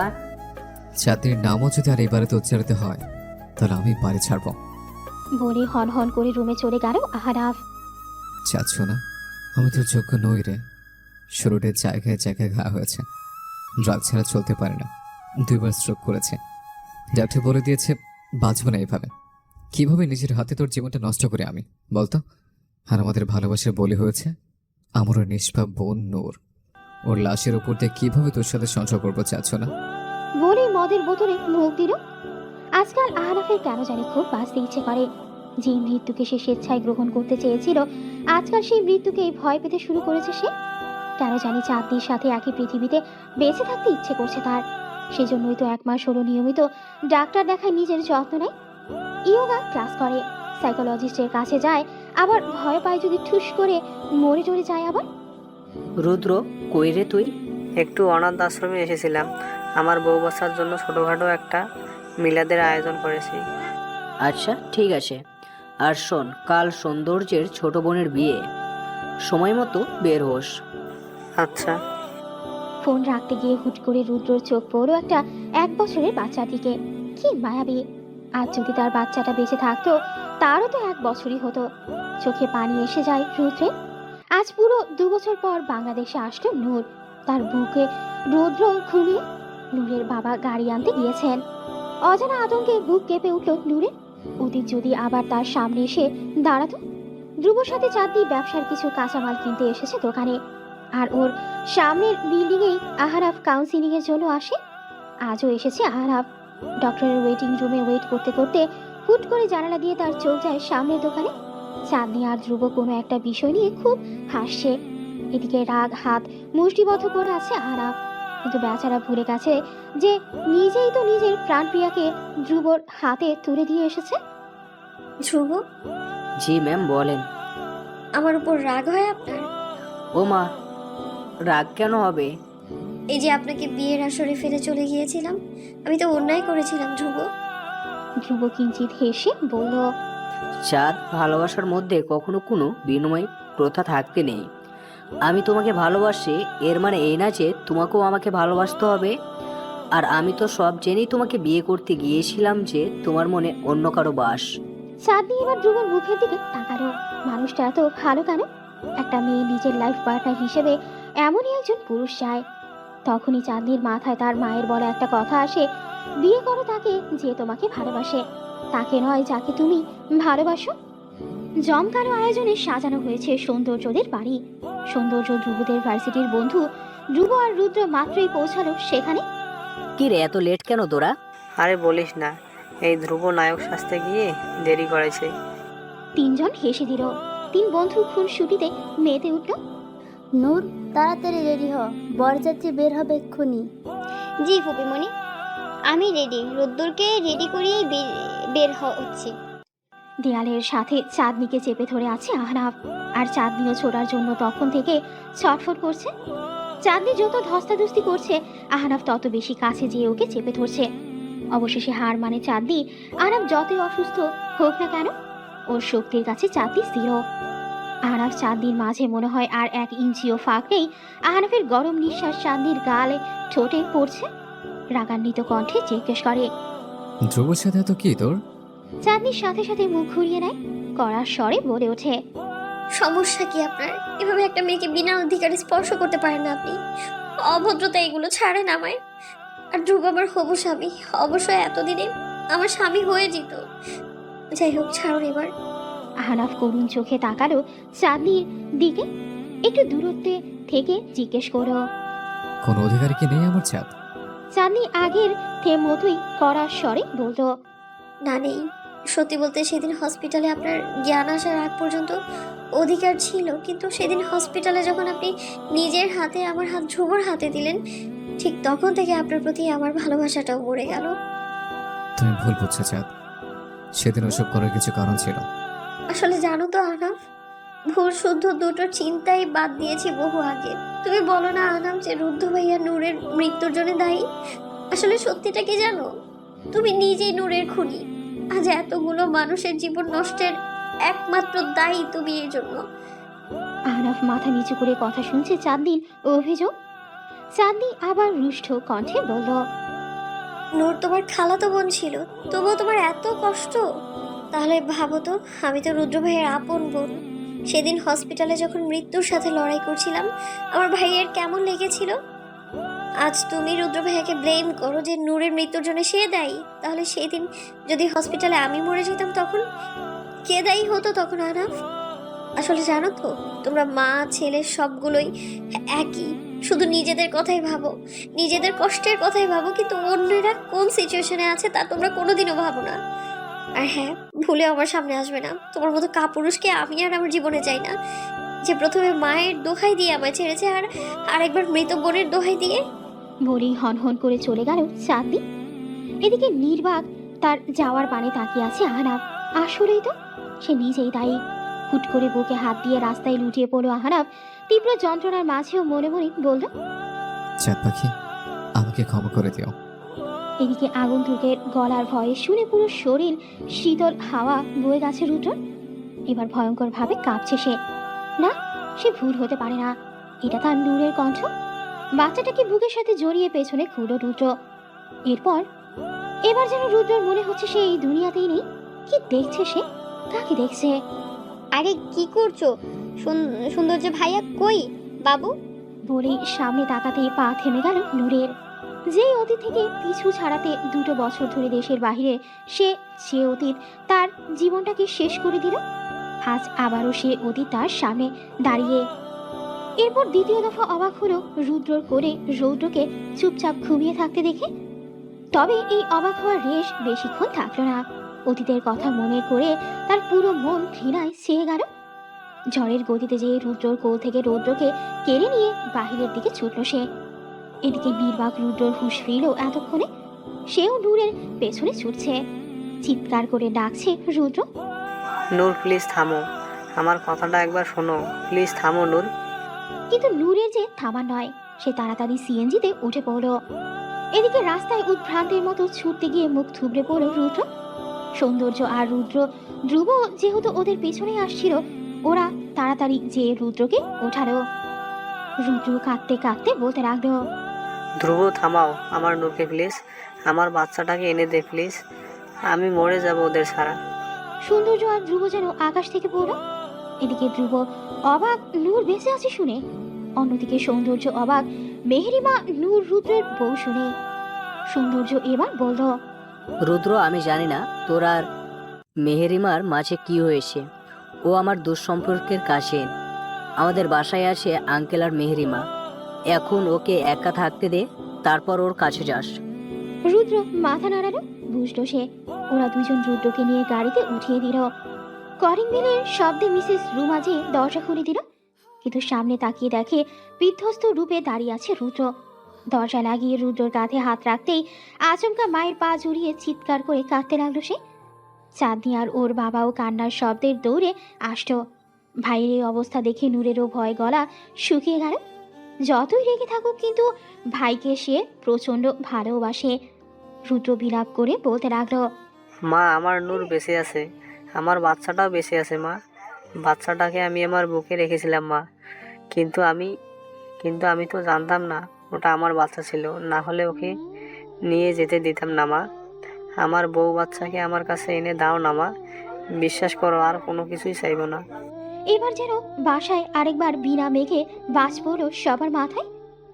বাবা, আজকে রাতের ফ্লাইট কনফার্ম হয়েছে? নূরের কথা বলার মাঝে কলিং বেল বেজে উঠল। সবাই মনোযোগ গিয়ে ঠেকলো দরজায়। কে এলো এত সকাল সকাল? সৌন্দর্য গিয়ে দরজা খুলতেই সবাই দেখলো 4 জন অপরিচিত মানুষ দাঁড়িয়ে। আর এদিকে নূরের পায়ের নিচ থেকে যেন মাটি সরে গেল। ও যেই ভয় পেয়েছিল, তবে তাই কি সত্যি হতে যাচ্ছে? নূর শক্ত মুখ করে সোফায় বসে আছে, আর ও ঠিক সামনের সোফায় রুদ্রের পরিবার। রুদ্রের বাবা মা বোন তখন থেকে এই ওই করে বোঝাতে চাচ্ছে। এদিকে সৌন্দর্যের পরিবারও বোঝাচ্ছে যেন রুদ্রকে আরেকবার সুযোগ দেয়। কিন্তু নূর তো নিজের সিদ্ধান্তে অটল। সে আর রুদ্রকে চায় না। রুদ্র নামক জানোয়ার পশু অমানুষটাকে দেখলেই নাকি তার ঘেন্না লাগে। এর মধ্যে রুদ্র মাথা নিচু করে বসে আছে। যখন দেখলো নূর কোনোভাবেই রাজি হচ্ছে না, রুদ্র এবার হুট করে যেন নূরের পা দুটো চেপে ধরে কেঁদে দিল। তারপর বলল, আর একটা বার সুযোগ দিই না জান, বিশ্বাস কর, বেস্ট হাজবেন্ড বেস্ট বাবা হব জান, আমি মরে যাব তোদেরকে ছাড়া, মাফ করে দে না জান। রুদ্রের চোখে পানি দেখে নূরের চোখেও ভরে উঠল। কিন্তু না, এই পশুর সামনে নিজের দুর্বলতা প্রকাশ করা যাবে না। পা হ্যাচকা দিয়ে ছাড়িয়ে নিল নূর। তারপর গম গম করে রুমে চলে গেল। দিকে আচমকা হ্যাচকা খেয়ে টেবিলের কোনায় ধাক্কা খেল রুদ্র। সাথে সাথে কপাল দিয়ে রক্ত ঝরতে শুরু করলো তার। রুদ্রের মা ছেলের এই অবস্থা দেখে দৌড়ে গেল, কেঁদে দিল সেও। ছেলে যতই অপরাধ করুক, তার তো নারী ছেঁড়া বাচ্চা রুদ্র। কি করে মা হয়ে ছেলের এত কষ্ট অপমান সহ্য করবে? নূর, কাজটা কি ঠিক হলো? ঠিক ভুল জানি না বাবা, আমি জাস্ট ওই পশুটাকে নিজের জীবনে আর চাই না। আর তোর বাচ্চা, ওর কি বাবার ভালোবাসা পাওয়ার অধিকার নেই? তুই কি চাস তোর মতো তোর বাচ্চারাও ভালোবাসা ছাড়া বড় হোক? নূর নিশ্চুপ। আসাদ সাহেব আবারও বললেন, মা শোনো, একটা বাচ্চার সুস্থ স্বাভাবিক জীবনের জন্য বাবা মা উভয়কেই প্রয়োজন। তুমি হয়তো ভাববে সে দ্বিতীয় বিয়ে করবে, তখন রুদ্র বাবা পাবে। কিন্তু মা, বাস্তবতা তুমি কখনোই অস্বীকার করতে পারবে না যে সৎ বাবা কোনোদিন আপন বাবার মতো ভালোবাসতে পারে না বা পারবেও না। আমি শুধু এতটুকুই বলতে চাই যে নিজের জীবনের মতো নিজের বাচ্চার জীবনটা বানায়ও না। ওর ভবিষ্যৎ জীবনটা তোমার হাতে। তাই বলে পশুটাকে মাফ করে দিব? নূরের বাবা তীক্ষ্ণ দৃষ্টিতে মেয়ের দিকে তাকিয়ে বললেন। সংসার জীবনে যেও ভয়ঙ্কর শাস্তি দেওয়া যায় মা। বলেই রুম থেকে চলে গেলেন। এদিকে বাবার কথা শুনে চমকে উঠল নূর। রাত 11টা, সৌন্দর্যদের পুরো বাড়ি জুড়ে হইচই। নূর বিছানায় চুপটি করে বসে আছে। আশেপাশে অনেক মানুষের চেঁচামেচি, কিন্তু সেসব যেন সে শুনতে পাচ্ছে না। হুট করে কিছু বাক্য তার কানে প্রবেশ করলো। তার পুরো কায়া যেন কেঁপে উঠল। তাকে আবার জিজ্ঞেস করলো, বলো মা, কবুল। নূর গভীর শ্বাস নিয়ে হতাশার নিঃশ্বাস ছেড়ে বলল, আলহামদুলিল্লাহ, কবুল। এদিকে রুদ্র ছাড়লো স্বস্তির নিঃশ্বাস। অবশেষে তার নূর পাখি আবার তার কাছে ফিরে এলো। অন্যদিকে আহনাফ এখনো হতভম্ব হয়ে দাঁড়িয়ে আছে ঘরের কোণে। পারভিন আর নুরানি বেগমও নিশ্চুপ। মৃত মেয়েকে হঠাৎ চোখের সামনে দেখে সে কি প্রতিক্রিয়া দেবে সে নিজেও জানে না। আজকে দুপুরে যখন আসাদ সাহেব নুরানি বেগমকে নূরের কথা জানালো, সে সাথে সাথে নামাজে দাঁড়িয়ে শুকরিয়া আদায় করেছে। নিজের পাপ কাজের জন্য ক্ষমাও চেয়েছে। সেই সাথে তার নিজের প্রতি প্রচণ্ড ঘৃণাও জমেছে। তাই তো এখানে এসে নূরের সাথে কথা বলারও সাহস পাচ্ছে না তিনি। মন চাচ্ছে তার মেয়েকে জড়িয়ে ধরে কান্না করতে, কিন্তু নিজের কৃতকর্মের জন্য আর ব্যর্থতার জন্য পারছেন না নূরের সামনে যেতে। এদিকে আহনাফকে ফোন দিয়েছিল রুদ্র। এখানে এসে বোনকে জড়িয়ে ধরতে গেলে নূর ধাক্কা দিয়ে সরিয়ে দেয়। চোখে একরাশ ঘেন্না নিয়ে বলে, দূরে থাকো তুমি, আমার ভাই মরে গেছে। তুমি ওই রুদ্রের মতো একটা মানুষ, অমানুষ। ওই রুদ্র যেমন আমার আত্মাকে মেরেছে, ঠিক সেভাবে তুমিও চাঁদনি আপির আত্মাকে মেরে ফেলেছিলে। আর দয়া করে তোমার এই পাপ কাজের সাফাই গাইতে আসবে না, ঘেন্না করি তোমাদের। তারপর থেকে আহনাফও নিশ্চুপ। বোনের চোখেও ঘেন্না, ভালোবাসার মানুষটার চোখেও ঘেন্না। গাড়িতে নূর আর রুদ্র পাশাপাশি, আর রুদ্রের বুকে ঘুমাচ্ছে যেন এক পারফেক্ট পরিবার। বিছানায় চোখ বন্ধ করে হেলান দিয়ে শুয়ে আছে নূর। রুদ্র ওর দাদির কাছে ঘরে এসে সাথে সাথে বিয়ের ভারী সাজ খুলে ফেলেছে সে। মাথা তার যন্ত্রণায় ফেটে যাচ্ছে, কিন্তু ঔষধ নিতেও মন চাচ্ছে না। ভারী বকশিস দিয়ে অবশেষে রুমে ঢুকলো রুদ্র। রুম পুরো অন্ধকার। জানালা দিয়ে বাহিরের ল্যাম্পপোস্টের আলো আসছে, যা তীর্যকভাবে পড়ছে বিছানার ওপর। দেখে বিছানায় গুটিসুটি মেরে আতশোয়া হয়ে আছে নূর। রুদ্র ধীর পায়ে যে লাইট অন করলো। এদিকে নূর এখনো নির্বিকার। রুদ্র দেখলো নূর সুতি রংচটা থ্রিপিস পরে আছে, চুলের পানি দিয়ে বালিশ ভিজে গেছে। রুদ্র বারান্দা থেকে তোয়ালে নিয়ে নূরের কাছে এগিয়ে গেল। যেই না নূরের চুলে হাত দিতে যাবে, নূর ঝট করে চোখ মেলল। এরপর রুদ্র নিজেও হতবাক, কি থেকে কি হলো। তার মুখের কথা যেন ফুরিয়ে গেছে। সে অবাক চোখে তাকিয়ে আছে নূরের পানি। এদিকে নূর চিল্লিয়ে বলে উঠল, জানোয়ারের বাচ্চা, আর একবার যদি দেখেছি আমার আশেপাশে আসছিস, এবার তো শুধু থাপ্পড় মেরেছি, নেক্সটে লোক ডাকবো। এবার বালিশ নিয়ে রুদ্রর মুখে ফিকে দিয়ে বলে, কোথায় সব এসো, কিন্তু আমার পাশে আসার সাহস দেখাবি না। নূর, আমার কথাটা শোনো। তুই যাবি নাকি আমি এই রুম থেকে বের হব? বাহিরে মেহমান, তাই রুদ্র নিজেও চায় না এটা নিয়ে সিন ক্রিয়েট হোক। তাই বালিশ নিয়ে বারান্দায় রাখা ক্যাম্প খাটে শুয়ে পড়ল। ভাগ্যের কি নির্মম পরিহাস, আজ দুটো মানুষ এক হয়েও তাদের মাঝে এত দূরত্ব। এদিকে নূরের চোখেও পানি। যতই রাগ করুক বা ঘৃণা করুক, ঘৃণার মাঝে যে মানুষটাকে আজও সে প্রচণ্ড ভালোবাসে তা তো সে অস্বীকার করতে পারবে না। এদিকে রুদ্রের চোখেও পানি। সে আজ তার নূর পাখিকে যে চিনতে পারছে না। অবশ্য দোষটা তো তারই, সে নিজেই তার নূর পাখিকে এতটা কঠোর বানিয়ে ফেলেছে। রুদ্র মনে মনে বলল, তোমার ঘৃণা মেনে নিতেও রাজি আমি, তবু আমার হয়েই থেকো নূর। চাঁদনি ছাদে একা দাঁড়িয়ে আছে। জীবন নিয়ে বড্ড বেশি দ্বিধায় সে কি করবে। যে মানুষটা নিজের মায়ের কথায় তাকে ছেড়েছিল, তাদের 8 বছরের ভালোবাসাকে নিমিষে পায়ের নিচে পিষে ফেলেছিল, তাকে বেছে নেবে, নাকি যে এই মানুষটাকে সে বন্ধুত্বের হাত বাড়িয়ে তাকে নতুন জীবন দিয়েছে, নতুন করে বাঁচতে শিখিয়েছে?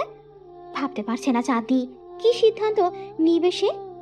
হুট করে পেছন থেকে তার অতি পরিচিত ডাক শুনতে পেল। বুঝলো সে এসে দাঁড়িয়েছে পেছনে। আজও মানুষটাকে সে অনুভব করে। আহনাফ আবারও ডেকে উঠল। চাঁদ, এতক্ষণের কল্পনার জগৎ সরে চাঁদনির চোখের সামনে ভেসে উঠল বিয়ের দিনের দৃশ্য, যেখানে আহনাফের পাশে তার স্ত্রী রূপে দ্বিতীয় এক নারী ছিল। রাগে গা জ্বলে উঠল চাঁদনির।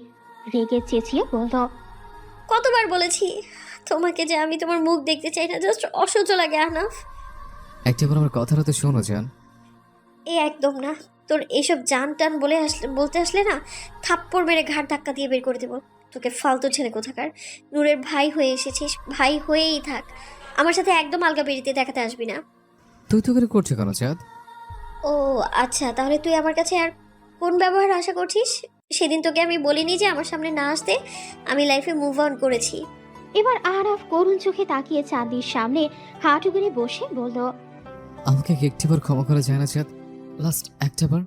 না, করা যায় না, কারণ তোর জীবনের প্রায়োরিটি, ফার্স্ট প্রায়োরিটি কোনোদিনই আমি ছিলাম না। যেমন সেদিন তোর মায়ের জন্য আমাকে ছেড়েছিলি, ভবিষ্যতে যে আবার ছাড়বি না তার কি নিশ্চয়তা? তোর মতো কাপুরুষ কারো বিশ্বাসের যোগ্য না। আর তোর মতো ডিভোর্সি ছেলের দ্বিতীয় বউ হওয়ার ইচ্ছে আমার নেই। এখন প্লিজ যা এখান থেকে। না থাক, আমিই যাচ্ছি। বলেই হন হন করে চলে গেল চাঁদনি। এদিকে অপমানে তাচ্ছিল্যে আহনাফের অবস্থাও করুন। এই চাঁদকে তো সে চেনে না, এ তো তার চাঁদ না। চাঁদ প্লিজ ফিরে এসো, তোমাকে ছাড়া আমি বাঁচবো না চাঁদ। কাঁদতে কাঁদতে আকাশের দিকে তাকিয়ে কথাগুলো বলল আহনাফ। 2 মাস অতিবাহিত হয়েছে। রুদ্র নূরের সম্পর্কের এখনো কোনো উন্নতি হয়নি। ঠিক আগের মতোই নূর বারান্দায় উদাস ভঙ্গিতে বসে আছে। রুদ্র ওর ফুপির কাছে। এর মধ্যে নূরের মা 2 বার এসেছিল, কিন্তু নূর কথা না বলে রুমে ঢুকেছিল। মাথা নিচু করে নুরানি বেগম প্রস্থান করেন সেবার। এ নিয়ে নূরের বাবা আসাদ সাহেব বেশ খেপেছেন নূরের ওপর।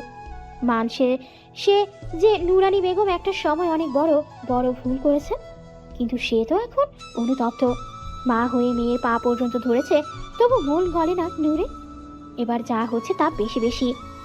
রাগ করে আজ 7 দিন হলো আসাদ সাহেব নূরের সাথে কোনো প্রকার যোগাযোগ করেন না। স্ত্রী তার যতই খারাপ হোক, সে প্রচণ্ড ভালোবাসে তাকে। সবচেয়ে বড় কথা হলো নুরানি বেগম অনুতপ্ত।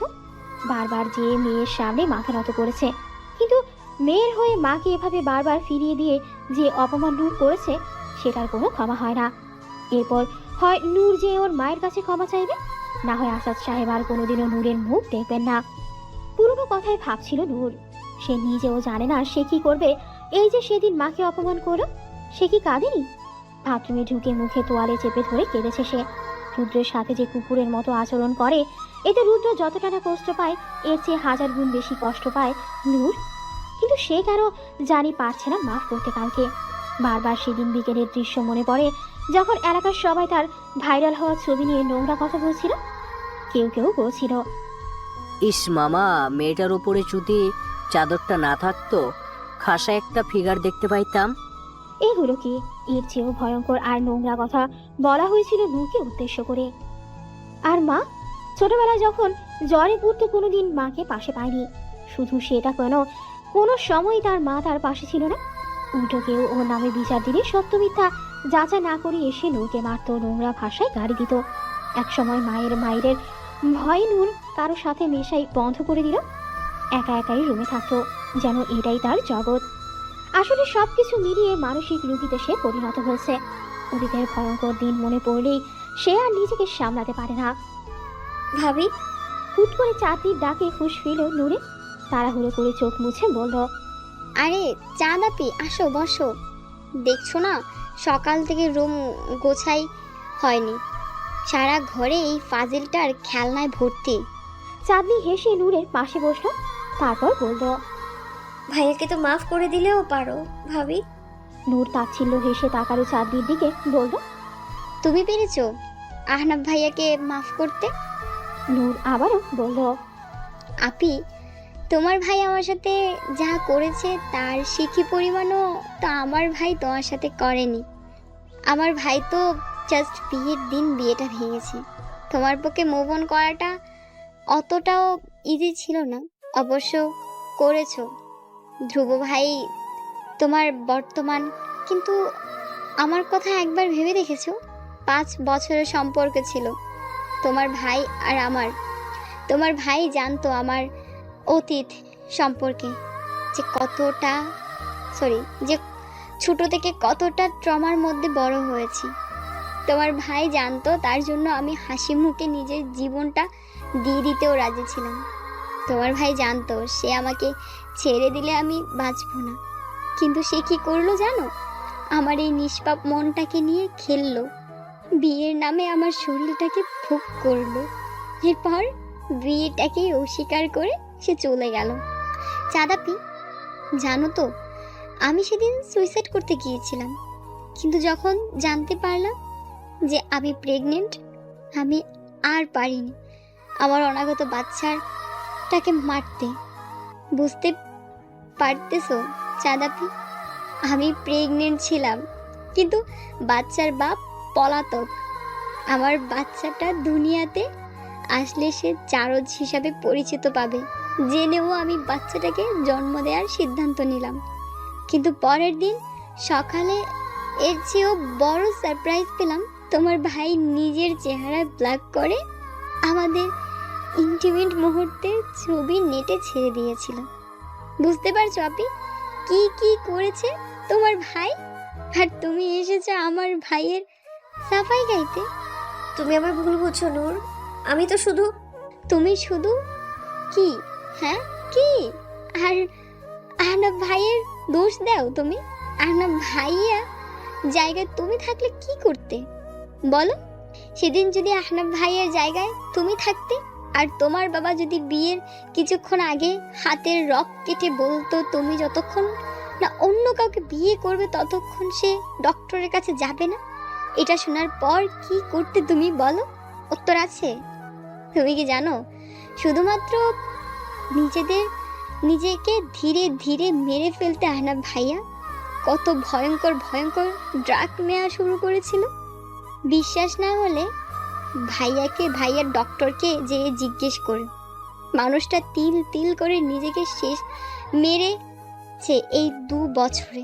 তুমি তো এখনে ধ্রুব ভাইয়ের বুকে মাথা রেখে লাইফে ঠিকই মুভ অন করেছো, আর আমার ভাই তার বিয়ের 1.5 বছরেও তার বউ তানিয়াকে ছুঁয়েও দেখেনি।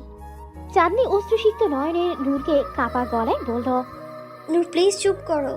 এই দফায় নূর আরো রেগে চেঁচিয়ে উঠল। নূরের চেঁচামেচিতে বাসার সবাই চলে এলো। নূর চেঁচিয়ে বলল, কি চুপ করবো? হ্যাঁ কি চুপ করব? তোমরা 2 ভাই বোন চরম লেভেলের স্বার্থপর। তোমরা শুধু বুঝো নিজেদের কষ্ট। অন্য মানুষ যে কষ্ট থাকতে পারে, অন্যরাও যে কষ্ট পায়, এটা তোমাদের বুঝো না। চাঁদনিকে কাঁদতে দেখে রুদ্র এগিয়ে এলো। ক্রোধে নূরকে বলল, তোমার সমস্যাটা কি নূর? তোমার আমার সাথে সমস্যা আমাকে বলো।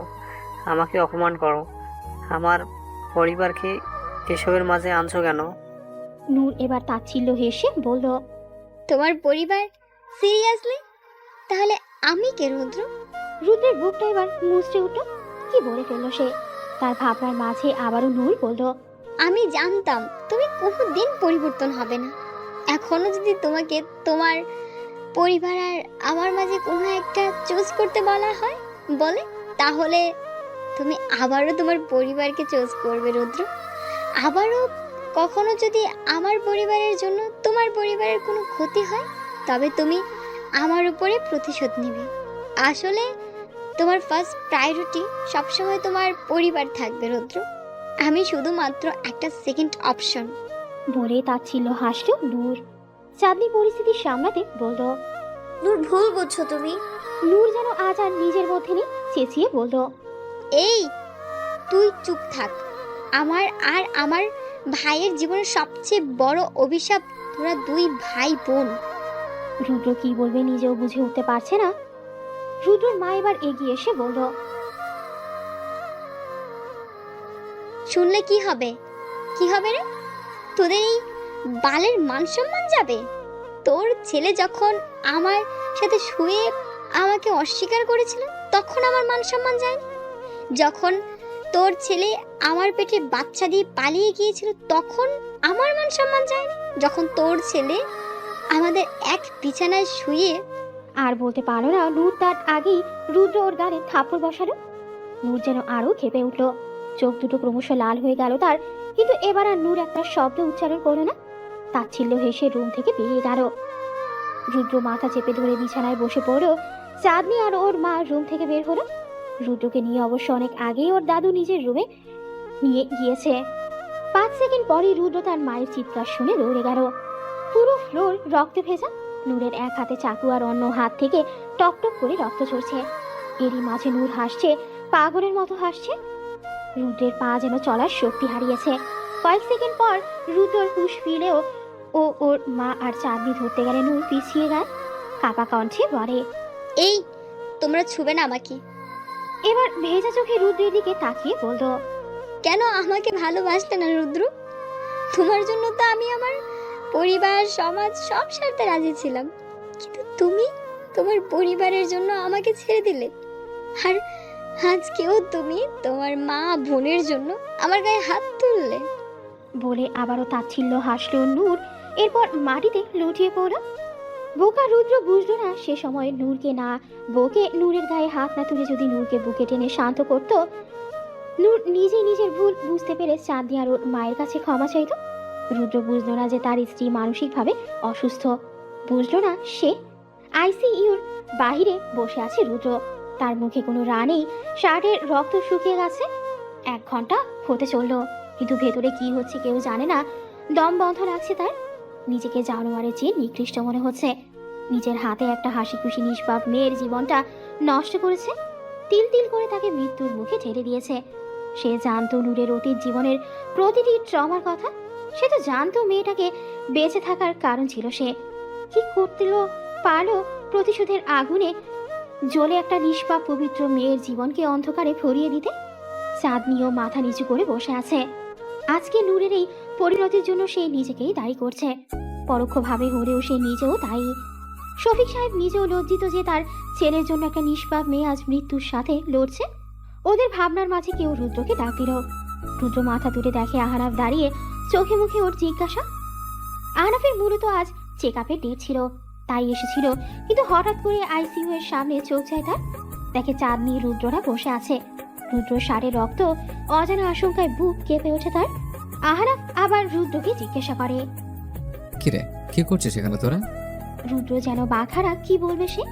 মাত্র 2 মাসেই নূরকে মৃত্যুর দুয়ারে টেনে এনেছে সে ব্যর্থ স্বামী, ব্যর্থ সে। চাঁদনি পরিস্থিতি বুঝতে পেরে এগিয়ে গেল আহনাফের দিকে। শান্ত স্বরে বলল, আহনাফ একটু শান্ত হও, আমার সাথে বাইরে এসে বলছি আমি। এবার যেন আহনাফের সন্দেহ আরো গাঢ় হলো। যেই চাঁদনি তার সাথে তুই ছাড়া কথা বলে না, উঠতে বসতে অপমান করে, সে আজ এত ভালো ব্যবহার করছে কেন? তার মানে কিছু তো হয়েছে। এরপর চারপাশে তাকালো, দেখলো চাঁদনি, রুদ্র আর শফিক আঙ্কেল আছে, আর নূর, রুদ্র আর শামীম আন্টি অনুপস্থিত। না, শামীম আন্টির কিছু হলে তো চাঁদনি এতক্ষণে সেন্সলেস হয়ে পড়ে থাকতো, আর রুদ্র কিছু হলে তো নূর এখানে থাকতো। তার মানে নূর। চোখ বড় বড় হয়ে এলো আহনাফের। তারপর আইসিইউর দিকে ইশারা করে বলল, নূর। চাঁদনি আস্তে করে মাথা নাড়ালো। আহনাফ মুহূর্তের মধ্যে রুদ্রর গলা চেপে ধরো। কি বা বলতে যাবে, এর মধ্যে একজন নার্স বের হলে। রুদ্র আহনাফকে উপেক্ষা করে দৌড়ে গেল তার কাছে। নার্স বলল, রোগীর অবস্থা ক্রিটিক্যাল, সে রেসপন্স করছে না, ইমিডিয়েটলি এ নেগেটিভ রক্ত লাগবে, আর আমাদের ব্লাড ব্যাংকে এই রক্ত শেষ। আহনাফ হন্তদন্ত হয়ে এসে বলল, আমার রক্তের গ্রুপ এ নেগেটিভ। চাঁদনি পাশ থেকে বলল, তুমি ব্লাড দিতে পারবে না আহনাফ, তোর ব্লাডের ড্রাগ আছে, তুমি নিজেও অসুস্থ। রুদ্র আহনাফ দুজনের মাথায় যেন আকাশ ভেঙে পড়ল। দুজনেরই যে কলিজার টুকরা নূর। আহনাফ ধ্রুব বসে আছে ক্যান্টিনে। যখন পাগলের মতো ছোটাছুটি করেও কোথাও ব্লাড পাচ্ছিল না, সে সময় ডোনা নিয়ে ম্যাজিক ম্যানের মতো হাজির হয় ধ্রুব। এখন নূর বিপদের বাহিরে, তাকে কেবিনে শিফট করা হয়েছে। রুদ্র ওর পাশে বসে আছে। আহনাফ আজ কৃতজ্ঞ ধ্রুবর প্রতি। নূরের এখনো সেন্স ফেরেনি। কেবিনের বাইরে এসেছে সবাই নূরকে দেখতে। আহনাফ রুদ্রকে প্রেসক্রিপশন বুঝিয়ে দিচ্ছিল, আচমকা থাপ্পড় এসে পড়ে রুদ্রের গাড়ি। আসাদ সাহেব এখনো রাগে কাঁপছেন। পাশে তার নুরানি বেগম আর পারভিনারা। আরেকটা থাপ্পড় মারতে যাবে সেই সময় তাকে যে আটকালো আহনাফ। তারপর অনুরোধের স্বরে বলল, খালুজান প্লিজ এখানে না, এটা হসপিটাল, শান্ত হন। বুঝলেন আসাদ সাহেব, হাত নামিয়ে নিলেন, বললেন, আমার মেয়েটা মৃত্যুর সাথে লড়ছিল, কিন্তু তুমি বা তোমার পরিবার আমাদের কাউকেই জানাওনি। কি ভেবেছিলে একেবারে মৃত্যুর সংবাদ দিবে? রুদ্র নত মাথায় বলল। বাবা আপনি ভুল বুঝছেন। আসাদ সাহেব আরো রেগে ভরে উঠলেন। কি ভুল বুঝছি? হ্যাঁ কি? শোনো ছেলে, বিশ্বাস করে মেয়েকে তোমার কাছে দিয়েছিলাম, কিন্তু মাত্র 2 মাসেই আমার মেয়েকে মৃত্যুর দুয়ারে ঠেলে দিয়েছো। বিশ্বাস ভেঙেছো আমার। তাই এখন আর নূরকে আমি এই নরকে রাখবো না। আজকেই আমি ওকে নিয়ে চলে যাব। এটাই শুধু বাকি ছিল। এখন কি হবে? আবার কি তবে বিচ্ছেদ ঘটবে? কি জানি। অপেক্ষা শুধু নূরের জ্ঞান ফেরার। আপনারা কি আদৌ শিক্ষিত? সত্যি করে বলুন তো। ডাক্তারের কথায় থমথম খেলো সবাই। মেয়েটা যে সিরিয়াস মেন্টাল ডিসঅর্ডারে ভুগছে, আপনাদের কি সে বিষয়ে ধারণা আছে? এ দফায় সবাই চমকালো। নূরের সাথে আর কত কি হওয়ার বাকি আছে, বুক ভারী হয়ে আসলো সবার। ডাক্তার আবারও বললেন, রোগীর অভিভাবক আমার কেবিনে আসেন 40 মিনিট পর। বলেই চলে গেলেন তিনি। নূরের জ্ঞান ফিরেছে 10 মিনিট। সবাই এক এক করে নূরের সাথে দেখা করতে যাচ্ছে, কিন্তু নূরের অশান্ত মন খুঁজছে একজনকেই। কেন? নূর তা জানে না। কাউকে যে এভাবে প্রচন্ড ঘৃণার পাশাপাশি প্রচন্ড ভালোবাসা যায়, হয়তোবা যায়। নূর ভালোবাসে, হ্যাঁ এখনো ভালোবাসে ওই অমানুষ পশুটাকে। এদিকে নূরের বাবা কোনোভাবেই রুদ্র বা তার পরিবারকে ভেতরে যেতে দিচ্ছে না। শেষে না পেরে আসাদ সাহেবের পা জড়িয়ে ধরে ভিক্ষা চায় একটাবার নূরকে দেখার। আসাদ সাহেব রেগে বললেন, এই ছেলে, নাটক কম করো। আমার মেয়েটাকে মানসিক রোগী বানিয়ে ফেলেছো তুমি। আমার সুস্থ মেয়েটাকে তোমার বাসায় দিয়ে এসেছিলাম, কিন্তু তুমি, তোমার পরিবার আমার মেয়ের গায়ে হাত তুলেছ। মেয়েটা সহ্য না করতে পেরে আজ মৃত্যুকেই বেছে নিচ্ছিল। তারপর পা ছিটকে, এই তুমি সরো তো। আর এখানে না থেকে নিজের বাড়ি চলে যাও, নাকি আরো প্রতিশোধ নিতে বাকি? রুদ্রের মা পাশে দাঁড়িয়ে ছেলের এই অবস্থা দেখে তার যে বুকটা ফেটে যাচ্ছে, কিন্তু সে চুপ করে আছে।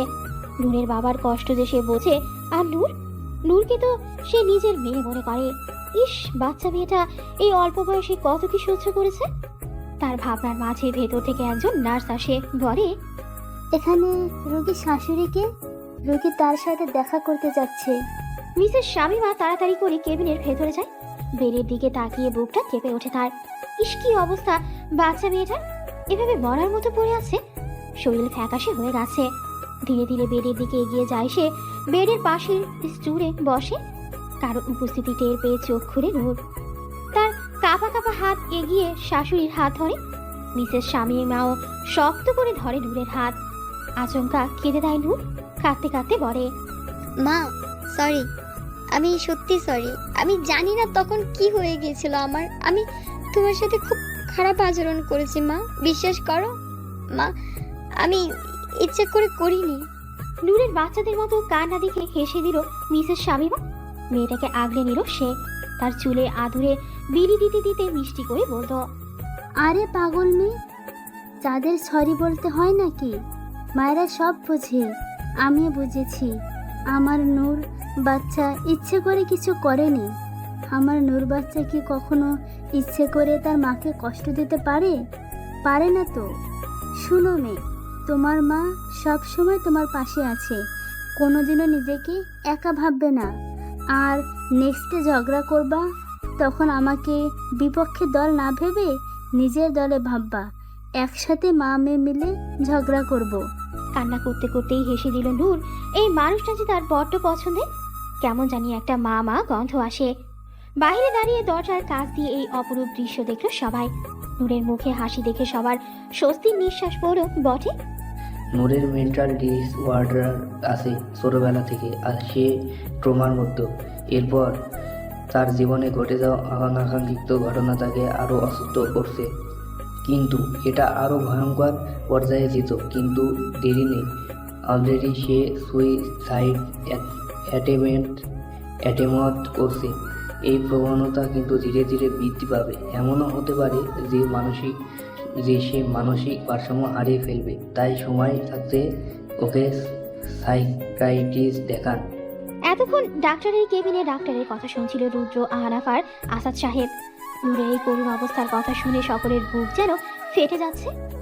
ডাক্তার আরও কিছু আলোচনা করলেন সবার সাথে। এদিকে রুদ্রের মাথায় অন্য চিন্তা, সত্যিই কি তার নূর পাখিকে আজ ওর থেকে আলাদা করে ফেলা হবে? রুদ্র যে মরে যাবে এবার। কি হবে এই সৈন্য ছাড়া জীবনগুলোতে কে জানে। আজ প্রায় 2 মাস হতে চলল নূর কানাডায় ব্যাক করেছে। এবার ওর বাবার সাথে ওর মাও গিয়েছে। ডাক্তারের কড়া নির্দেশ ছিল নূরের আশেপাশে যেন রুদ্র না যায়। তবে রুদ্র চেয়েছিল লুকিয়ে কানাডা যেতে, যাতে দূর থেকে হলেও প্রতিদিন এক পলক স্ত্রী সন্তানকে দেখতে পারে। কিন্তু বিধিভাব, রুদ্রর ভিসা আসায় সমস্যা দেখা দিয়েছে। আগামী 1 বছরে এই সমস্যার সমাধান হবে কিনা সন্দেহ। নূর কানাডায় যাওয়ার পর থেকে নিয়মিত যোগাযোগ রেখেছে ওর শ্বশুর শাশুড়ির সাথে। চাঁদনির সাথে যোগাযোগ আছে ওর, তবে যোগাযোগ নিয়ে একমাত্র রুদ্রের সাথে। প্রতিদিন একটা ফিক্সড টাইম করে দেওয়া আছে। ও সময় রুদ্র নূরের বাবার ফোনে ভিডিও কল দিয়ে রুদ্রকে দেখে, আর সেই সময়টুকুতে নূর ওখানের আশেপাশেও থাকে না। ইদানিং রুদ্র যেন যন্ত্র মানবে পরিণত হয়েছে। প্রতিদিন রাত 2টায় বাসায় ফেরে। সারাদিন অফিসে কুত্তার মতো খাটে, আবার বাসায় ফিরে হাই ডোজের ঘুমের ওষুধ খেয়ে ঘুমায়। জীবনের প্রতি মায়া যেন এক প্রকার কেটে গেছে ওর। কেন জানি মনে হয় নূরকে আর ফিরে পাবে না ও। চাঁদনি, আশা করি তুমি বুঝতে পেরেছো আমি কেন রেগেছি। চাঁদনি মাথা নেড়ে না বলে। আজ ধ্রুব হুট করে চাঁদনিকে রেস্টুরেন্টে ডেকে পাঠায়, কি যেন দরকারি কথা আছে। ধ্রুব আবার বলে, চাঁদনি মা আমাদের বিয়ের ব্যাপারে কথা বলতে চাচ্ছিলেন। আমি এ বিষয়ে এখনো কিছু বলিনি, কারণ আমি তোমার মত জানতে চাই। যদিও আমার মনে হয় আমি জানি, তবুও তোমার মুখ থেকে শুনতে চাই। আহনাফকে এখনো ভালোবাসো? চাঁদনির চোখ দিয়ে পানি পড়ছে। ও বুঝে উঠতে পারছে না কি বলবে ও। ধ্রুব এদিকে অধীর আগ্রহে বসে আছে উত্তরের জন্য। আচমকা বলে উঠল, বিশ্বাস করো ধ্রুব, মানুষটাকে ভোলার ঘৃণা করার অনেক চেষ্টা করেছি, কিন্তু পারিনি ওকে ঘৃণা করতে। যখন থেকে ভালোবাসার মানে বুঝেছি, তখন থেকেই আহনাফকে ভালোবেসেছি। আমার কাছে ভালোবাসা মানেই তো আহনাফ। ও আমার অস্তিত্বে মিশে আছে ধ্রুব। আমি চাইলেও ওকে ভুলতে পারবো না। আমি তোমায় চিট করতে চাইনি ধ্রুব, বিশ্বাস করো, কিন্তু আমি যে আহনাফকে কোনোদিনও ভুলতে পারিনি। ধ্রুব হালকা হেসে চাঁদনির মাথায় হাত রেখে বলল, আরে পাগলি, এখানে চিট করার কথা আসছে কোথা থেকে? তুমি কোনোদিনও আমার সাথে কমিটেড ছিলে না, সো সরি ফিল করার কোনো কারণ নেই। আর আমি তো সব জেনেই তোমাকে ভালোবেসেছিলাম, কিন্তু তোমাকে ভালোবাসি বলেছি তোমাকে পেতে হবে এমন না। আমি ভালো থাকবো তোমার খুশিতে, আর তোমার খুশি আহনাফ। আর এবার অন্তত ওকে সেকেন্ড চান্স দাও। বেচারা দোষ না করে অনেক সাফার করেছে, ইভেন শাস্তিও পেয়েছে, নিজেই নিজেকে শাস্তি দিয়েছে। এবার অন্তত ক্ষমা ডিজার্ভ করে ও। ধ্রুবর কথা শুনে কৃতজ্ঞতা হাসি হাসল চাঁদনি। অবশেষে সে নিজের ডিসিশন নিতে সক্ষম হয়েছে। দেখা যাক সামনে কি লেখা আছে কপালে। এদিকে চাঁদনি যাওয়ার পানে তাকিয়ে থাকলো ধ্রুব। কিছু অপূর্ণতার মাঝেও পূর্ণতা থাকে। সে খুশি, অনেক বেশি খুশি ভালোবাসারা ভালো থাকুক। নূর কানাডায় যাওয়ার পরপরই বগুড়ায় ব্যাক করে আহনাফ। সপ্তাহে একবার ঢাকায় যেয়ে চেক আপ করায় আসে, এই আর কি। সে এখানে আবার তার বাবার বিজনেস জয়েন করেছে। এবার পুরো মন দিয়ে বিজনেস সামলাচ্ছে সে।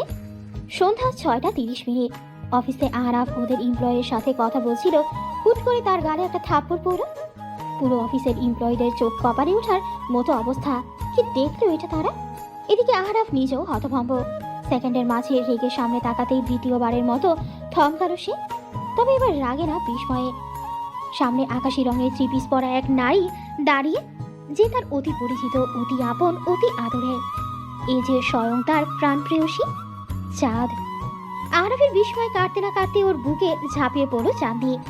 এদিকে অফিসের এমপ্লয়ীদের তো অবাক হওয়ার পালা থামছেই না। আলতো গাতে প্রাণ প্রেয়সীকে বুকে জড়িয়ে নিয়ে সামনে থাকা এমপ্লয়ীদের চলে যাওয়ার ইশারা করলো আহনাফ। চাঁদনি এখনো আহনাফের কেবিনে আহনাফের কোলে বসে ওর বুকে মাথা রেখে কেঁদে যাচ্ছে তখন থেকে। আহনাফ বেশ কয়েকবার জিজ্ঞাসা করার পরও যখন চাঁদনি নিরুত্তর, তখন আহনাফ আর কথা না বাড়িয়ে ওকে শান্ত হওয়ার সময় দিয়েছে। চাঁদনি গুনগুন করে কাঁদছে আহনাফের বুকে, আর আহনাফ ওর মাথায় আস্তে আস্তে বিড়ি কেটে দিচ্ছে। এদিকে পুরো অফিসে গুনগুনানি চলছে। তাদের বসকে নিয়ে অফিসের অবিবাহিত মেয়েরা তো জ্বলে পুড়ে শেষ। চাঁদনি এবার কান্না থামিয়ে ভেজা চোখে মাথা ওঠায়, তারপর আহনাফের কলার ধরে বলে, তুই এক্ষুনি কাজী অফিসে নিয়ে আমায় বিয়ে করবি, নইলে আজকে এখানে দুটো লাশ পড়বে। আহনাফ চাঁদের রুদ্র রূপ দেখে ঢোক গিরে বলে, জান, এভাবে তাড়াহুড়ো করে পরিবারের সবাইতে মন খারাপ করবে। চাঁদনি এবার আরো রেগে চেঁচিয়ে বলল, বিয়ে করবি কিনা বল। আহনাফ আলতো হেসে চাঁদনির কপালে চুমু বসালো। মা বলেন কবুল। আলহামদুলিল্লাহ কবুল বলে বিয়ের কাগজে সাইন করে দেয় চাঁদনি। এদিকে আহনাফ ঝড়ের বেগে চাঁদনিকে নিজের ব্যক্তিগত চাঁদ বানিয়ে নেয়। দুজনের মুখেই হাসি, এ যেন 10 বছরের অপেক্ষার হাসি, পূর্ণতার হাসি। রাত 9টা, ভরা পূর্ণিমা আজ, আর এই চাঁদের আলোয় দুটো ছেলে মেয়ে হাত ধরে হাঁটছে।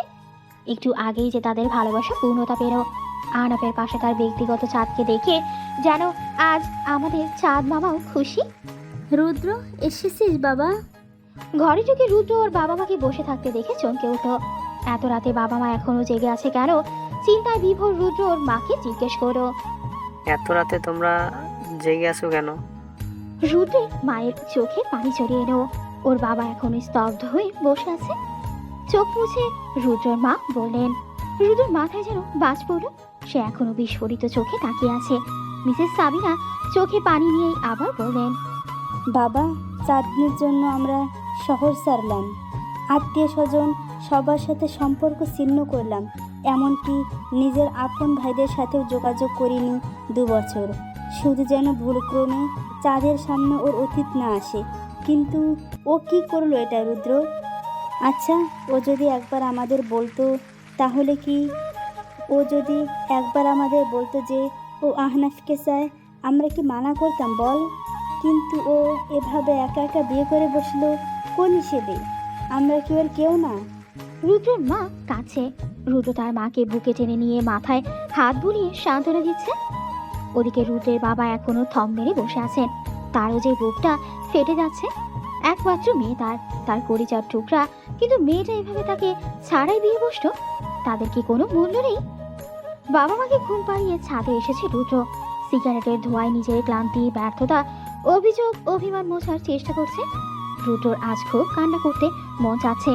তার এই ছোট্ট ছাদের চোখের পানির হিসেব নিতেই তো তার নূর পাখির মতো নিষ্পাপ একটা প্রাণকে অর্ধমৃত বানিয়ে ফেলছে।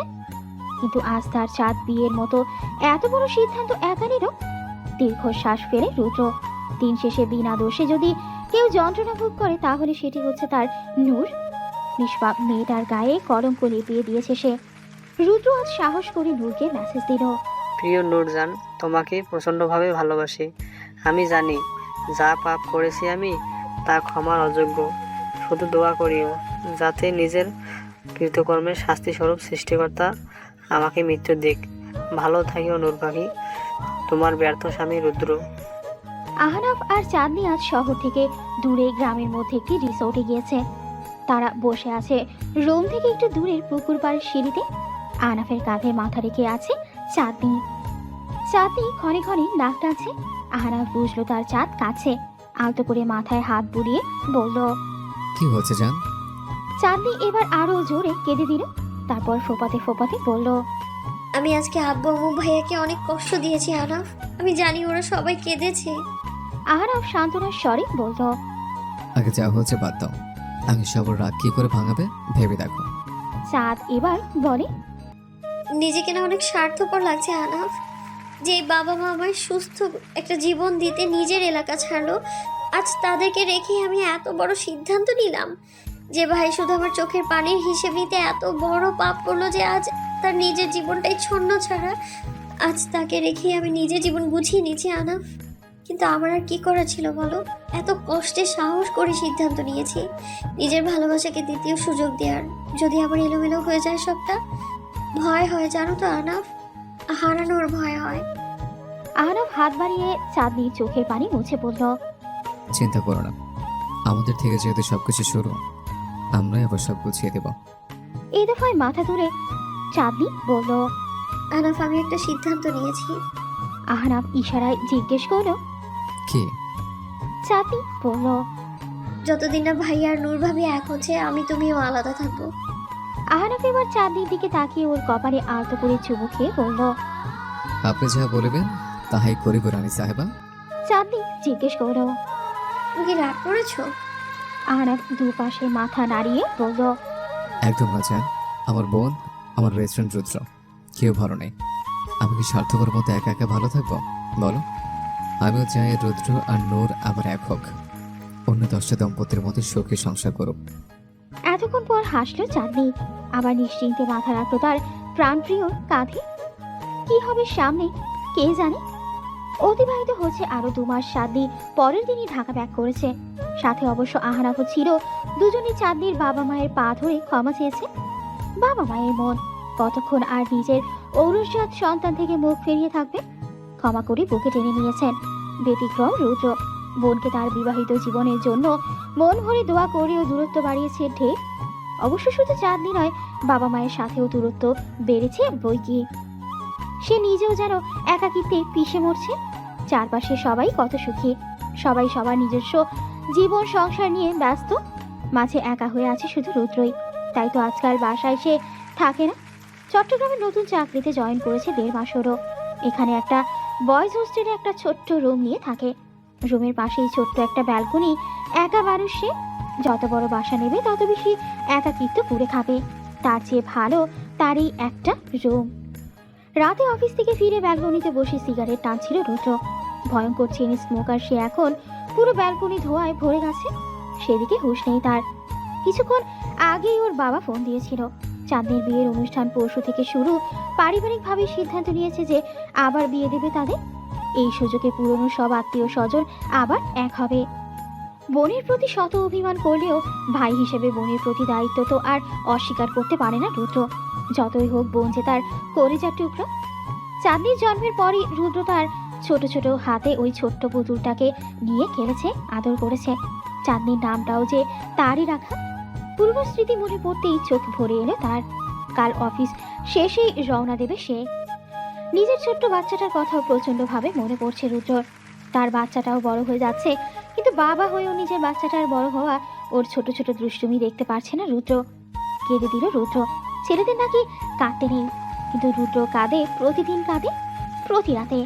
যখনই একা থাকে তখনই কাঁদে। পুরুষরাও কাঁদে। রাত 2টা। রুদ্র এসে পৌঁছালো বাসায়। দরজার চাবি তার কাছে আগে থেকেই থাকে, তাই তো সহজেই ঢুকে পড়ল। লিভিং রুমে শুধু একটা ড্রিম লাইট জ্বলছে, চারিদিকে অন্ধকার আর পিন পিন নীরবতা। ক্ষুধা লেগেছে রুদ্রর, কিন্তু টেবিলে ফাঁকা। তার মা মনে হয় ঘুমিয়ে গেছে, জাগাতে মন চাচ্ছে না। খানিক অভিমান হলো রুদ্রর। মা কি জানে না যে সে জার্নিতে কিছু খেতে পারে না?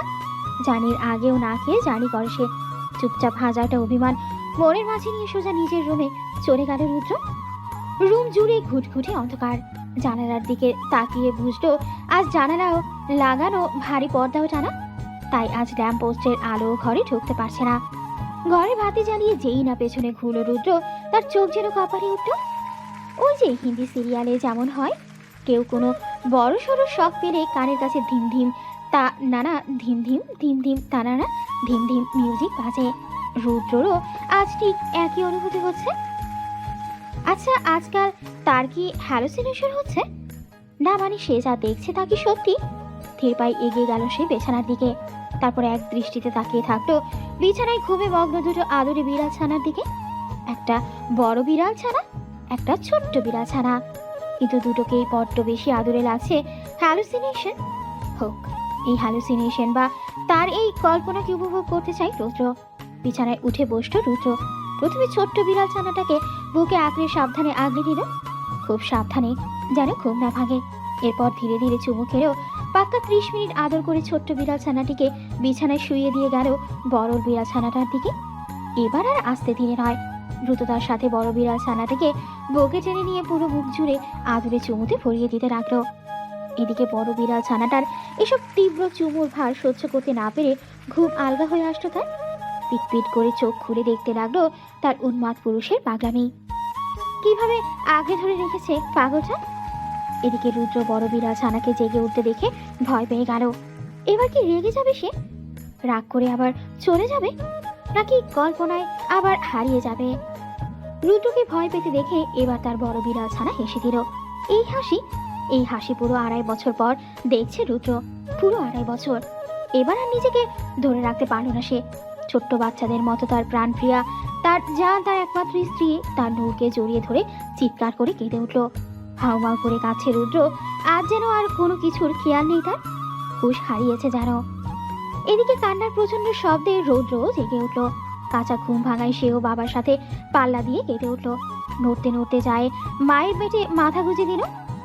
আর বেচারি নূর এখনো বুঝে উঠতে পারছে না কি থেকে কি হয়ে গেল। এই বাপ বেটা একসাথে কি শুরু করলো, কোনটাকে রেখে কোনটাকে সামলাবে সে। হতাশ নূর, বড্ড হতাশ সে। তবে এই হতাশা প্রশান্তির। আবার হালকা হেসে হাত বাড়িয়ে আগলে নিল তার জান দুটোকে। সত্যিকার অর্থে আজ রুদ্রর বাসায় সবাই জেগে। এদিকে চাঁদনির রুমে চাঁদনি নামাজে দাঁড়িয়ে ভাই ভাবির সুখী সংসারের জন্য প্রার্থনা করছে। অন্যদিকে রুদ্রর বাবা মাও নামাজে দাঁড়িয়েছে। ছেলে আর নাতির কান্না শব্দ তাদের কানেও গিয়েছে, তাদের চোখেও পানি এসেছে। তবে এটা কষ্টের নয়, সুখের অশ্রু। তারা ঢের বুঝেছে ছেলের এই কান্না যে আজ সুখের কান্না। দুজনেই শুকরিয়া আদায় করল সৃষ্টিকর্তার কাছে। ভোর 5:30 নামাজ পড়ে হাতে ধোয়া ওঠা চা নিয়ে বারান্দায় এসেছে নূর। বাবা ছেলে এখনো গভীর ঘুমে। কাল সারা রাত দুটো বেশ যন্ত্রণা দিয়েছে। শেষ রাতে ঘুমিয়েছে বাবা ছেলে। এদিকে নূরের চোখে আর ঘুম ধরা দেয়নি। বাবা ছেলেকে আগলে রেখে ভোর হওয়ার অপেক্ষা করেছে। এখন অবশ্য তার যোগা করার সময়, কিন্তু আজ কেন জানি মন চাচ্ছে না। ডক্টর স্মিথ শুনলে অবশ্য বেশ রাগ করবে। ডক্টর স্মিথ কানাডায় নাম করা মনোবিশেষজ্ঞ। সহজ ভাষায় বলতে গেলে সে বিশ্বের নাম করা পাগলের ডাক্তার। কানাডা যাওয়ার পর পুরো 4 মাস তার কাছেই চিকিৎসারত ছিল নূর। এখন অবশ্য 6 মাসের কোর্সের 2 মাস বাকি। কিন্তু চাঁদনি আর আহারাফের জোড়াজড়িতে তাকে ফিরতেই হলো। অবশ্য ডক্টর স্মিথও কম জোড়াজুড়ি করেননি। এমন না যে সে রুদ্রকে ক্ষমা করে দিয়েছে, ব্যথা এখনো তাজা আছে। কিন্তু ওই যে সে নিজে একটু শান্তিতে বাঁচতে চায়, শান্তি চায় জীবনে। আর সেই শান্তি যে সে রুদ্রের কাছেই পাবে। রুদ্রকে যতটা সে ভালোবেসেছে, জীবনে কোনোদিনও আর কাউকে সে সেভাবে ভালোবাসতে পারবে কিনা সন্দেহ। হ্যাঁ, সে রুদ্রকে ভালোবাসে, ভয়ঙ্কর ভালোবাসে। কিন্তু রুদ্রকে তো সে আর কোনোদিনও জানতে দেবে না। সে চায় রুদ্র প্রতিটা মুহূর্তে তাকে হারানোর ভয় থাক, প্রতিটা মুহূর্ত। সে চায় না রুদ্রর জীবনে কোনো সস্তা বা অপশনাল পার্সন হয়ে থাকুক। সে ফিরেছে তার সন্তানকে একটা সুন্দর পরিবেশ দিতে। সে চাইলেই মুভ অন করতে পারত, কিন্তু রুদ্র যতটা ভালোবাসা দেবে, অন্য কেউ হাজার চাইলেও সেটা করতে পারবে না। ডক্টর স্মিথ তাকে অনেক কিছু শিখিয়েছে নিজের নীতিকে জীবন বাঁচতে। না, সে আর আগের ওই বোকা নূর নেই যে সামান্য কিছুতে কষ্ট পেত, কান্না করত। তাকে কেউ কাঁদালে সে আরও 10 গুণ বেশি তা ফেরত দেবে। নূর আর সস্তা নেই, নূর আর বোকা নেই। সে আর অতীতকে মনে করতে চায় না, অতীতকে বর্তমানে টেনে এনে নিজের বর্তমান নষ্ট করতে চায় না। সে নতুন করে জীবন শুরু করার প্রত্যয় নিয়েই এসেছে। নূরের ভাবনার মাঝেই একজোড়া হাত তার কোমর জড়িয়ে ধরল। অতঃপর নূরের কাঁধে নিজের মাথা রাখলো। একটা দুটো করে অসংখ্য চুমু দিতে লাগলো নূরের কাঁধে। হঠাৎ করে নূর নিজের কাঁধে ভেজা কিছু অনুভব করলো। তৎক্ষণাৎ পেছনে ফিরে দেখে রুদ্র চোখ মুছছে। আলতো করে রুদ্রর গালে হাত রেখে বলল, কাঁদছো কেন? এবার রুদ্র নূরকে বুকে টেনে বলল, নূর, আমি না আমার জীবন আবার ফিরে পেয়েছি। রুদ্র আর তোমাকে ছাড়া প্রতিটা সেকেন্ড মৃত্যু সম ছিল। ধন্যবাদ জান আমাকে ক্ষমা করার জন্য। ক্ষমা করেছি কে বলেছে তোমায়? আমি শুধু আমাদের বিয়েটাকে দ্বিতীয় একটা সুযোগ দিয়েছি। এখন তুমি কিভাবে সেই সুযোগ কাজে লাগাবে সেটা তুমি জানো। বলেই নূর বারান্দা থেকে চলে গেল। এদিকে রুদ্র মনে মনে বলল, জান, এবার আর তোমাদের আমি যেতে দিব না। আমার সংসারটাকে আমি আর শেষ হতে দিব না। নিজের শেষ নিঃশ্বাস পর্যন্ত আগলে রাখবো। আর কোনোদিন আমার জন্য চোখের পানি আসবে না, প্রমিস। তারপর বিছানায় যে রৌদ্রের কপালে চুমু বসিয়ে বলল, আমার রুদ্র, আমার ভালোবাসা। খাবার টেবিলে একসাথে বসেইছে সবাই। রুদ্র গলা খিচুড়ি চামচ দিয়ে খাইয়ে দিচ্ছে রৌদ্রকে। অবশ্য খাইয়ে দিচ্ছে কম, সারা শরীরে মাছে বেশি। নূর নিজের খাবার খাচ্ছে আর বারবার বাবা ছেলের কাণ্ড দেখছে। এদিকে রুদ্রর মার চোখে অজান্তেই ঝাপসা হলো। খুশি সে, আজ সে প্রচন্ড খুশি। সবার অগোচরে চোখ মুছে এবার সে সবাইকে উদ্দেশ্য করে বলল, আমি একটা সিদ্ধান্ত নিয়েছি। সবাই এবার জিজ্ঞাসাসূচক দৃষ্টিতে তার দিকে তাকালো। মিসেস সাবিনা বললেন, আমি চাই চাঁদনি আনাফের বিয়ের সাথে রুদ্র নূরেরও বিয়ে হোক। সবাই রাজি, কিন্তু নূর বেঁকে বসলো, বলল, মা আমি রাজি না। প্রথমত আমি পুরোপুরি সুস্থ না, মানসিক বা শারীরিক কোনোভাবেই। দ্বিতীয়ত প্রত্যেক মেয়ের বিয়ে নিয়ে অনেক ফ্যান্টাসি কাজ করে, আমার ছিল, যদিও সেসব পূরণ হয়নি। যাই হোক, আমার ভাগ্যে ছিল না। কিন্তু আমি চাই না চাঁদনি আপুর বিয়ের সব সময় চাঁদনি আপু ছাড়া অন্য কেউ কাউকে ফোকাস করুক। আমি চাই দিনটা যেন শুধুমাত্র তার হয়েই থাকুক, আর আমারটা যখন সময় আসবে দেখা যাবে। আপাতত আমি প্রস্তুত না। নূরের যুক্তি শুনে সবাই সম্মতি প্রদান করে। এদিকে এতক্ষণ রুদ্র অবাক হয়ে শুনছিল বউয়ের কথা। তার ভোলা ভালা বউ এতটা স্ট্রেট ফরওয়ার্ড হয়ে গেছে। ভয় হয়, অজানা ভয়। না, সে কিছুতেই এবার নিজের সংসারটাকে হারাবে না, কিছুতেই না। গোধূলির শেষ প্রহরে ঝুম বৃষ্টি নেমেছে শহরে। আধার আর আলো আর মিলেমিশে একাকার, আর সাথে মুহূর্তটাকে প্রাণবন্ত করেছে ঝুম বৃষ্টি। গোধূলি বেলার বৃষ্টি নূরের বরাবরই বেশ প্রিয়। আগে ছোট থাকতে সে অপেক্ষায় থাকতো কখনই বৃষ্টি নামবে। যে না বৃষ্টি নামতো, নূর দৌড়ে যেয়ে ইনস্ট্যান্ট কফি বানিয়ে আর হাতে হুমায়ুন আহমেদের বই নিয়ে যেয়ে তার রুমে জানালার পাশে রাখা টেবিলে যেয়ে বসতো। তারপর পুরো জানালা খুলে দিত। এদিকে বাহিরে আধার রাজত্ব করতো ধীরে ধীরে, তার সাথে পাল্লা দিয়ে আকাশ ভেঙে বৃষ্টি নামতো। আর এদিকে কফি খেতে খেতে সামনে উপন্যাস দেখে নূর তা উপভোগ করত। পুরনো কথা মনে করে আনমনেই হেসে দিল নূর। সব খারাপের মাঝেও তার এই একাকী জগৎটা বেশ ছিল। ওই জগৎটা যে একদম তার নিজের হাতে গড়া। আজও গধূলি বেলায় বৃষ্টি নেমেছে। বর্ষার বাসার সবাই গিয়েছে বিয়ের শপিংয়ে। এই তো 10 মিনিট আগেই বেরোলো। চাঁদনি রৌদ্রকেও সাথে নিয়ে গেছে। 4 দিন এই ছেলেটা খুবই বেশ ন্যাওটা হয়ে গেছে। নূর বাসায় থেকে গেছে। সকাল থেকেই শরীরটা খারাপ লাগছে। যদিও ওর শাশুড়ি মায়ের সাথে থেকে যেতে চেয়েছিল, কিন্তু নূর রাজি হয়নি, জোর করে তাকে পাঠিয়েছে। নূরের আজ মন চাচ্ছে লাল টুকটুকে শাড়ি পরে পায়ে আলতা দিয়ে চুলগুলো ছেড়ে দিয়ে বৃষ্টিতে ভিজতে ভিজতেই তাড়াহুড়ো করে বাসায় ফিরেছে রুদ্র। শপিং মলে যাওয়ার পর যখন শুনল নূর আসেনি, ওর শরীর খারাপ, 2 মিনিটও আর থামেনি সে। সাথে সাথেই রওনা দিয়েছে। নূরের মেন্টাল হেলথ নিয়ে আর রিস্ক নিতে চায় না সে। যদি আবার প্যানিক অ্যাটাক হয়। আবার অ্যাপার্টমেন্টের নিচে আসতেই বুঝলো ইলেকট্রিসিটি নেই। দিনে চমকে উঠে তার। নূর তো অন্ধকারে ভয় পায়। হুশ হারিয়ে 6 তলা পর্যন্ত সিঁড়ি বেয়ে দৌড়ে উঠল রুদ্র। ডুপ্লিকেট চাবি তার কাছেই ছিল। বাসায় ঢুকেই দেখে চারিদিক অন্ধকারে ছেয়ে আছে। ফোনের ফ্ল্যাশ লাইট জ্বালিয়েই দৌড়ে গেল রুমে, কিন্তু রুমও ফাঁকা। পর্যায়ক্রমে ওয়াশরুম, কিচেন সব চেক করলো, না কোথাও নূর নেই। বেশ কয়েকবার নাম ধরে ডাকলেও কিন্তু সাড়া নেই। ফোনে ডায়াল করতেই ফোন ঘরে বেজে উঠল। এবার রুদ্র ভয় পাচ্ছে, ভীষণ ভয়। কোথায় গেল নূর? শরীর কাঁপছে তার। এখনই বুঝি মাথা ঘুরে পড়ে যাবে। নিজের চুল নিজে টেনে ধরে সোফায় বসে পড়ো, কিন্তু হুট করে চোখ গেলে ওর বাবা মায়ের রুমের দিকে। ভেরানো দরজার সাইড দিয়ে হালকা আলো দেখা যাচ্ছে। রুদ্র ধীরে ধীরে এগিয়ে গেল ও রুমের দিকে। যত এগোচ্ছে ততই একটা সুরেলা কণ্ঠে নজরুল গীতি তার কানে স্পষ্ট হচ্ছে। দরজা ঠেলে রুমে ঢুকতেই রুদ্র দেখল মনদারিতে একটা ছোট্ট মোম পিটপিট করে জ্বলছে। এদিকে সুরেলা কণ্ঠ আরও স্পষ্ট হলো। না, এবার রুদ্র চিনতে পারলো এই সুরেলা কণ্ঠের মালিককে। এই কণ্ঠের গান যে সে দীর্ঘ 5টা বছর ধরে শুনে এসেছে।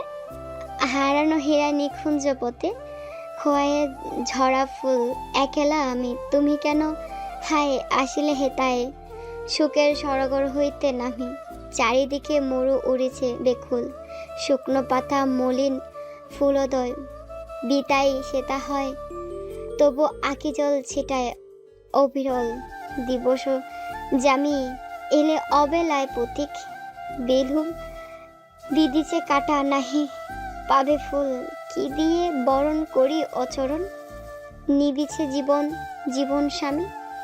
রুদ্রর বাবা মায়ের ঘরের পাশে একটা ছোট্ট ছাদ রয়েছে। রুদ্র বুঝলো সেখানে আছে তার নূর পাখি। গানের সুরে মুগ্ধ হয়ে এগিয়ে গেল সেদিকে। রুদ্র থমকালো। যতবার বিজলি চমকালো তার আরো চারিদিকে ছড়ালো, ততবারই চমকালো। এ কেমন রূপ! এ রূপে যেমন অগ্নির ন্যায় ঝলসানোর ক্ষমতা রাখে, আবার বরফের ন্যায় শীতল স্বচ্ছ অনুভূতিও জাগাতে সক্ষম। এ কি কোনো মানুষ, নাকি অগ্নি থেকে বের হওয়া অগ্নিকন্যা, নাকি স্বর্গ থেকে নেমে আসা কোনো পরী? রুদ্র ভুলে গেল নিঃশ্বাস নিতে। মন্ত্রমুগ্ধ হয়ে বৃষ্টির মধ্যে সামনে এগিয়ে গেল। এদিকে ছাদের মাঝে দাঁড়িয়ে লাল শাড়ি পরে বৃষ্টির মধ্যে দাঁড়িয়ে গানের সুর করে নৃত্যে মগ্ন রমণীর চারিদিকে কোনো কিছুর হুঁশ নেই। সে যেন আজ মাতালের ন্যায় হয়ে আছে। আচমকা কেউ কোমর পেঁচিয়ে টান দিল তাকে। হঠাৎ এরকম হওয়ায় ভয়ে সামনে তাকালো সে। চোখ তুলে সামনে তাকিয়ে দেখে রুদ্র। বৃষ্টির পানি রুদ্রের মুখ ছুঁয়ে তার মুখে পড়ছে। রুদ্রের চোখে যেন আজ নেশা, ভয়ঙ্কর নেশা। নূর রুদ্রকে দেখে কিছু বলতে যাবে, তার আগেই তার ওষ্ঠধয় আঁকড়ে ধরল সে। নূর বলল, মুখের কথা মুখেই থেকে গেল তার। এত বছর পর প্রাণ পুরুষটাকে এত কাছে পেয়ে হুঁশ হারালো সেও। সাড়া দিল রুদ্র ডাকে। এতে যেন রুদ্র আরো ব্যাপরোয়া হলো, আরো আরো।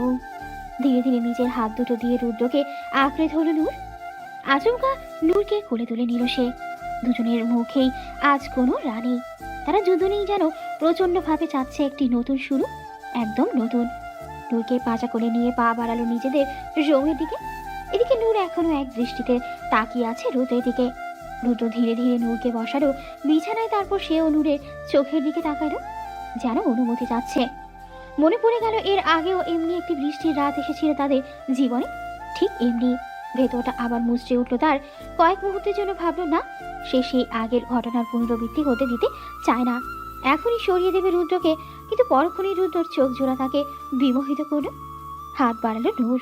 অনুমতি পেয়ে রুদ্রর আগলে নিল তার নূর পাখিকে, রাঙিয়ে দিল ভালোবাসার রঙে। বাহিরে ঝড়ের বেগ বাইরেছে, প্রচন্ড বাতাস আর বৃষ্টি। প্রকৃতি যেন নতুন করে সেজে ওঠার প্রস্তুতি নিচ্ছে। নতুন, সব নতুন। সারা রাত ঝুম বৃষ্টি হয়ে সকালেও ঝিরিঝিরি বৃষ্টি পড়ছে। চাঁদিনা কাল ফিরতে ফিরতে রাত 12টা বেজেছিল। পিটপিট করে চোখ খুলল নূর, কিন্তু লড়ার মতো অবস্থা নেই তার। দুই বাপ বেটা ঝাপটে ধরে আছে। এখনই বাপ বেটায় ওকে নিয়ে যে টানা হেঁচড়া করে, নূরের তো চিন্তা হয় কয়দিন পর রুদ্র যখন আরেকটু বড় হবে তখন দুই বাপ বেটা মিলে ঝগড়া লাগাবে। একজন বলবে আমার বউ, আরেকজন বলবে আমার মাম্মা।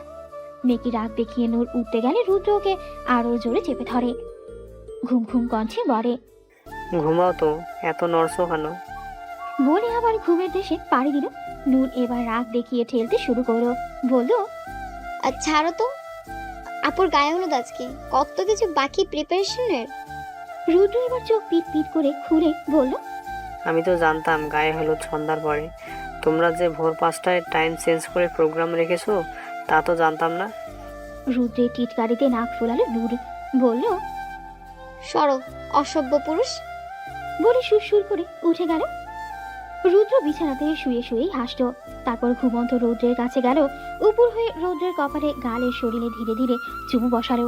ফিসফিসিয়ে বলল, আমার রোদ বাচ্চা, বাবার কলিজা, বাবার জান, বাবা বেস্ট, বাবা হব জান।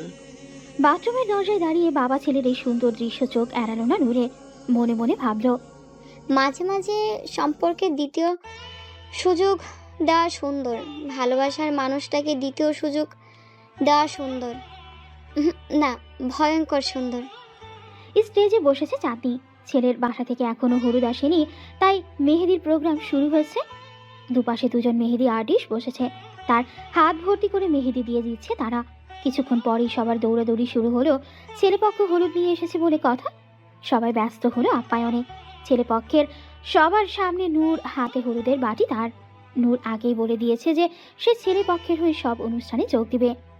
নূরকে দেখে হাসলো চাঁদনি, কিন্তু পরক্ষণেই সে হাসি মিলিয়ে গেল পাশের মানুষটিকে দেখে। মনে পড়লো সেদিনের তিক্ত স্মৃতি, তার তিক্ত অতীত। নূর হয়তোবা বুঝলো। হলুদের বাটি শাশুড়ির হাতে দিয়ে দ্রুত আসলো চাঁদনির কাছে। ওর হাত চেপে ধরে বলল, আপু রাগ করিও না, তানিয়া জেদ করছিল ও আসবে, আর আমিও নিজেও লাইফে মুভ অন করছে, সবার কাছে ক্ষমাও চেয়েছে। চাঁদনি মাথা আলতো হেসে বলল, সমস্যা নেই ভাবি, আমি ফেস করতে পারবো। দূরে রৌদ্রকে করে নিয়ে দাঁড়িয়ে রুদ্র দেখছে এদের কাহিনী। সে নিজেও বিরক্ত হলো নূর আর আহনাফের প্রতি। এত শুভ্র একটা দিনে তানিয়াকে আনলো। তবে রুদ্র এবার ভুলেও এসব পারিবারিক ঝামেলায় আর নূরকে দোষারোপ করবে না, ভুলেও না। সে চায়ও না এইসব বিষয় নিয়ে নূরের ওপর বিনা কারণে রাগ ঝেড়ে নিজের বউ বাচ্চাকে, নিজের ছোট্ট সংসারটাকে আবার হারাতে। তাই রাগ ঝাড়তে কল দিল আহনাফকে। চাঁদনি আর নূরের কথার মাঝে ওখানে আসলো তানিয়া। এসে চাঁদনির পাশে বসলো সোজা। তারপর নূরকে উদ্দেশ্য করে বলল, নূর একটু যা তো, আমাদের কথা আছে, আর মেহেন্দি আর্টিস্টদেরও একটু রেস্ট নিতে দে। নূর তানিয়ার কথা শুনে চেতে গেল, বলল, তানিয়া আপি বলেছিল তুমি বাড়াবাড়ি করবে না। অলরেডি তোমাদের জন্য আমরা 4 জন অনেক সাফার করেছি। দয়া করে আমাদের লাইফে আর অশান্তি করো না। এসেছো, খাবার দাবার খাও, তারপর চলে যাও। তানিয়ার মুখ মলিন হলো, না পেরে এবার চাঁদনিকে বলল, চাঁদনি প্লিজ একটু সময় দে, বিশ্বাস কর আর অশান্তি করতে আসিনি। কালকে সকালে আমার ফ্লাইট, মাত্র 2 দিনের জন্য দেশে এসেছিলাম তোমার আর আহনাফ ভাইয়ের কাছে ক্ষমা চাবো বলে। চাঁদনি নরম হলো, নূরকে ইশারায় যেতে বলল। নূর এবার ঘাবড়ে গেল, ভয় পাচ্ছে আবার যদি কোনো অঘটন ঘটে। ওর তো কোনো দোষ নেই। গাড়িতে ওঠার সময় হুট করে খালামণি আর কাকিমণি তানিয়াকে ওদের সাথে গাড়িতে তুলে দিল। নূর কিছু বলার সুযোগও পায়নি, কারণ নাজমুল দুলাভাই ওখানে দাঁড়িয়েছিল। কিন্তু রুদ্র কি তা বুঝবে, বুঝতে চাইবে? রুদ্র যদি ওকে ভুল বোঝে, আবার যদি ওর পরিবারের জন্য নূরকে একা ছেড়ে দেয়। ঘামছে নূর, এবার পুরনো স্মৃতি মনে পড়ছে। প্যানিক করছে সে, তাই তাড়াতাড়ি দৌড়ে নিজের বেডরুমে ঢুকলো সে। এদিকে রুদ্রর একটু আগেই আহনাফের সাথে কথা হলো। আহনাফ নিজেও জানতো না এসব বিষয়ে, জানলে কখনোই যেতে দিত না। তানিয়া ওর হাজবেন্ডের সাথে দেশে এসেছে, যতই হোক নাজমুল ওই বাড়ির একমাত্র জামাই। তানিয়ার জন্য তো আর নাজমুলকে তারা অপমান করতে পারে না। সেজন্য আহনাফ ও তানিয়ার কোনো বিষয়ই নাক গলায়নি। রুদ্রও বুঝল, কিন্তু হুট করে নূরকে রুমে দৌড়ে যেতে দেখে চমকালো সেও নূরের পিছু পিছু গেল। রুমে ঢুকতেই রুদ্র দেখে দেয়ালের এক কোণে বসে নূর ফোপাচ্ছে। চোখ মুখ ভয়ঙ্করভাবে লাল হয়ে আসছে, বারবার ফোপাতে ফোপাতে নিজের হাত কামড়াচ্ছে নূর। রুদ্র এগিয়ে গেল সেদিকে, আগড়ে বুকে টেনে নিতে চাইল নূরকে, কিন্তু নূর ধাক্কা মারে সরিয়ে দিল তাকে। হুশ হারিয়েছে নূর, ভয়ঙ্করভাবে মুখ খারাপ করে গালি দিল রুদ্রকে, বলল, জানোয়ার, কুত্তার বাচ্চা, আবারও দোষ দিতে আসছিস না তুই? আবারও আমাকে কষ্ট দিতে চাচ্ছিস, তাই না? কি বলবি? আমি তানিয়াকে ইচ্ছে করে আনছি তোর বোনের জীবনে, তোর বোনের কষ্ট দিতে?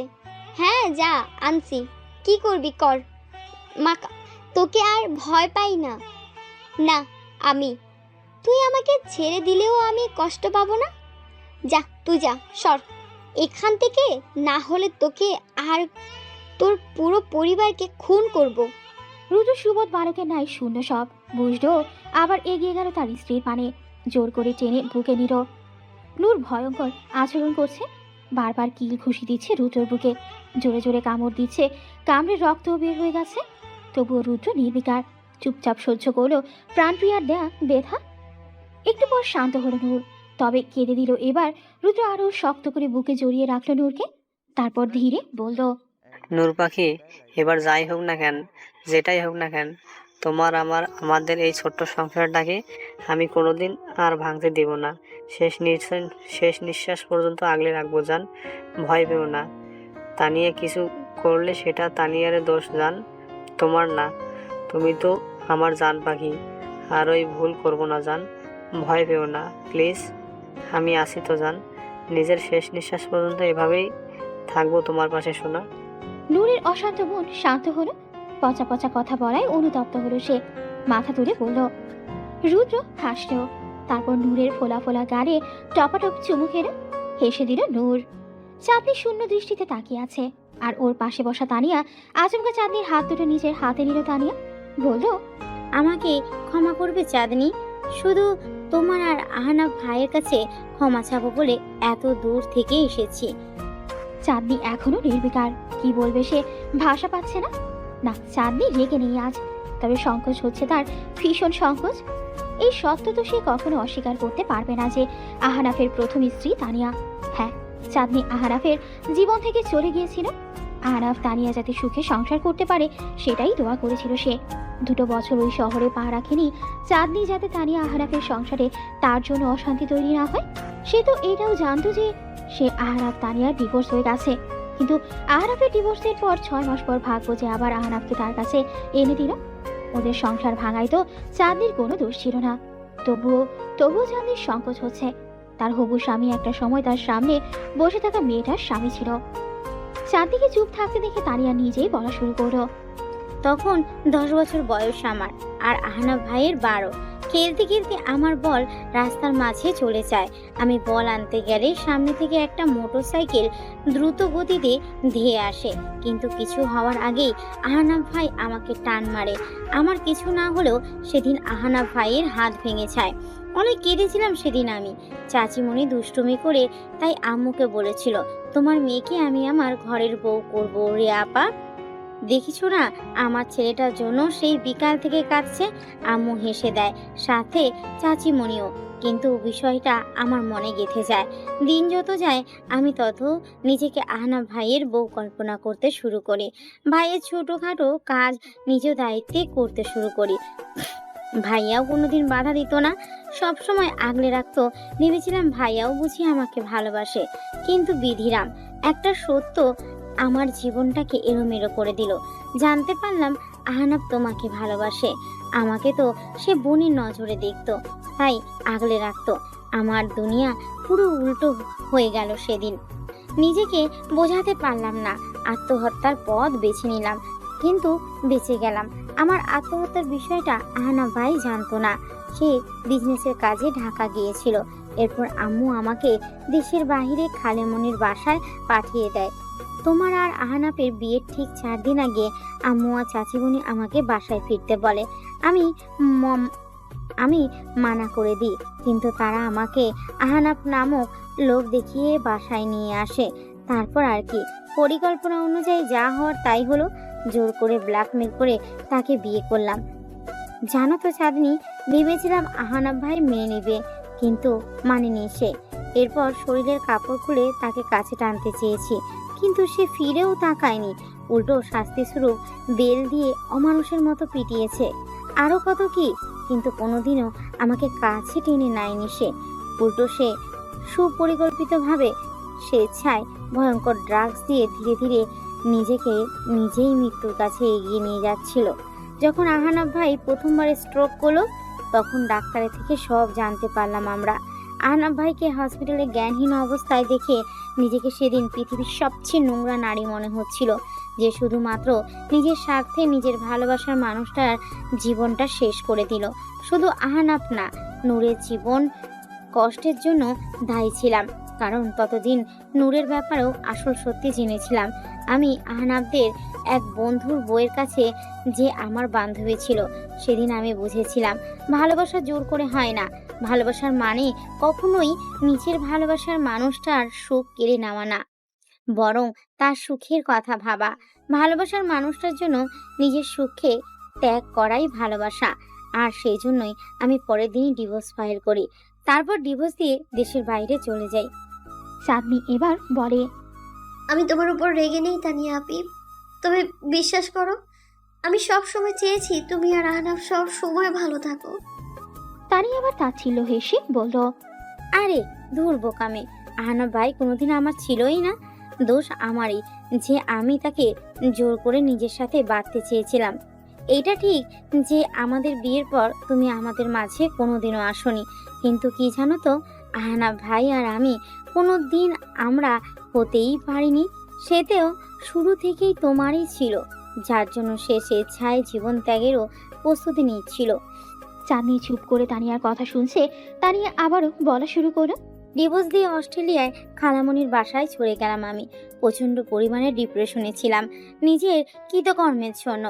প্রতিটা মুহূর্ত আল্লাহর দোয়া করতাম যাতে আহনাফ ভাই সুস্থ হয়ে যায় আর তোমাকে খুঁজে পায়। দেশে থাকতে লাস্ট 4 মাস আমিও অবশ্য তোমাকে পাগলের মতো খুঁজেছিলাম, যাতে আহনাফ ভাইয়ের কাছে তোমাকে ফিরিয়ে দিতে পারি, যাতে একটু হলেও পাপ মুক্ত হতে পারি, কিন্তু খুঁজে পাইনি তোমাকে। খালামণি আমার এই অবস্থা দেখে আমাকে ওখানে পাশেই বাচ্চাদের ডে কেয়ার সেন্টার স্কুলে নিয়ে চাকরি নিয়ে দেন।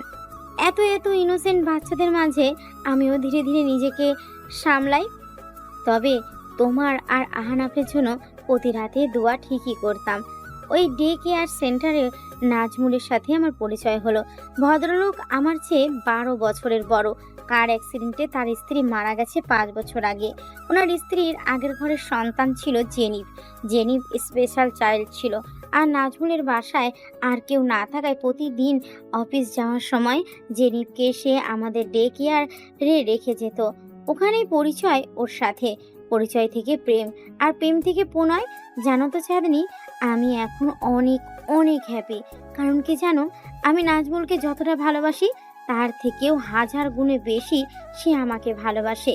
আর আমাদের ভালোবাসার চিহ্ন কিছুদিন পরেই এই পৃথিবীতে আসবে। বলেই চাঁদনির হাতটা টেনে নিজের পেটে রাখলো তানিয়া। বলল, আমার সোনাটার জন্য একটু দোয়া করে দাও না গো, আর ওর এই পাপি মাটাকেও ক্ষমা করো। আবেগে হুঁশ হারিয়েছিলাম, পাপ করেছি, এখনো অনুশোচনায় গুমড়ে মরি। লাল টুকটুকে শাড়িতে সেজেছে চাঁদনি, মাথার ঘোমটা টানা তাকে বসিয়ে রাখা হয়েছে। ঠিক তার সামনেই বসেছে সাদা পাঞ্জাবি পরা আহনাফ। মুখে তার হাসি, সবার মুখে হাসি, তবে মাঝে তাদের মসলিন কাপড় আর ফুল দিয়ে তৈরি বিশেষ পর্দা। চাঁদনি মাথা নিচু করে ধীর কণ্ঠে বলল, কবুল। আহনাফও উচ্চ স্বরে বলল, কবুল কবুল কবুল। বিয়ে পড়ানো শেষে সবার সামনে উঠে গিয়ে চাঁদনির ঘোমটা আলতো করে উঠিয়ে কপালে ওষ্ঠ ঠেকিয়ে কেঁদে দিল আহনাফ। চাঁদনিও যেন আর নিজেকে স্থির রাখতে পারল না, উচ্চ স্বরে কেঁদে দিল সে। তবে এই কান্নার সুখের, এই কান্না অপেক্ষার অবসানের। অপেক্ষা পুরো 10টা বছরের অপেক্ষা। রাত প্রায় 1টা বাজে, আহনাফ এখনো লাপাত্তা। এদিকে বিছানায় বসে ঘুমে টুলছে চাঁদনি। রাগে গা কাঁপছে ওর। কি ভরা পূর্ণিমা আজ, এজন্যই আজকের দিনে বিয়ের ডেট নিয়েছিল সে।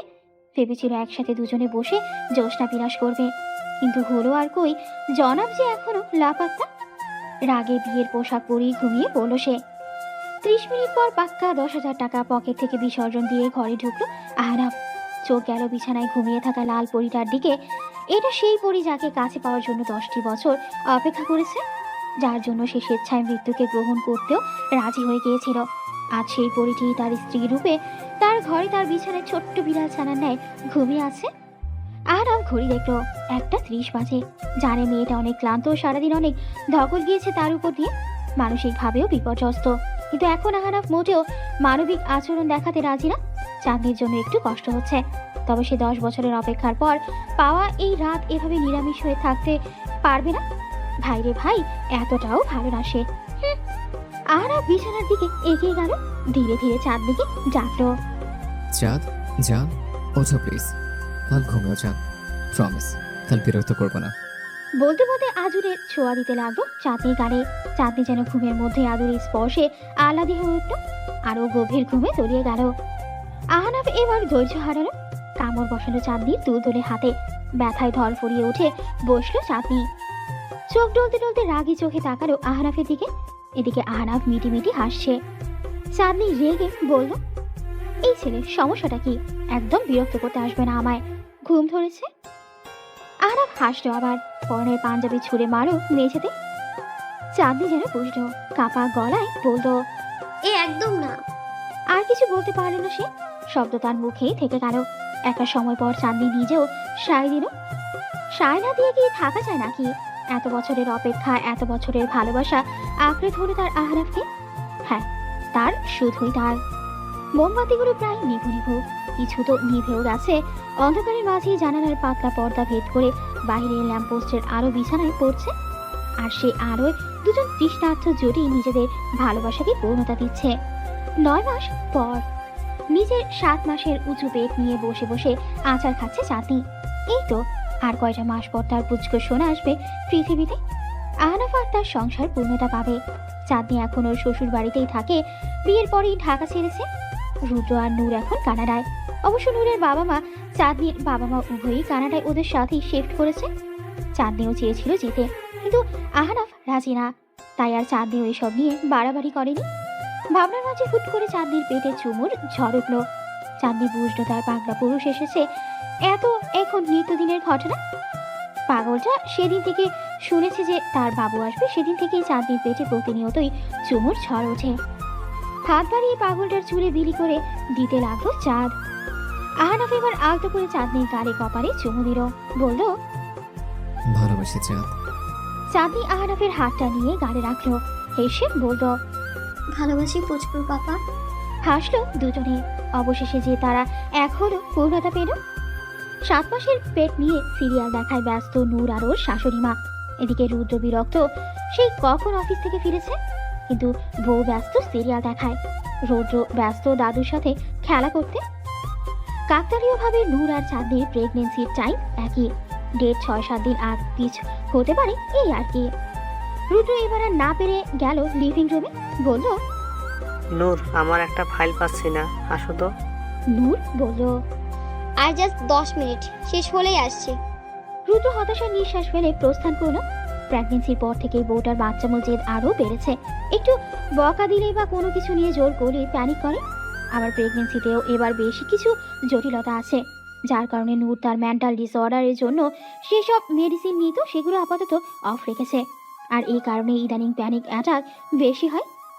এদিকে রুদ্রর মা বুঝলো ছেলের চাওয়া, তাই বিজ্ঞাপন বিরতির সময় নূরের মাথায় হাত রেখে বলল, জানো নূরমা, যখন আমার প্রথম বিয়ে হলো তখন আমি সব সময় তোমার বাবার পিছু পিছু ঘুরঘুর করতাম।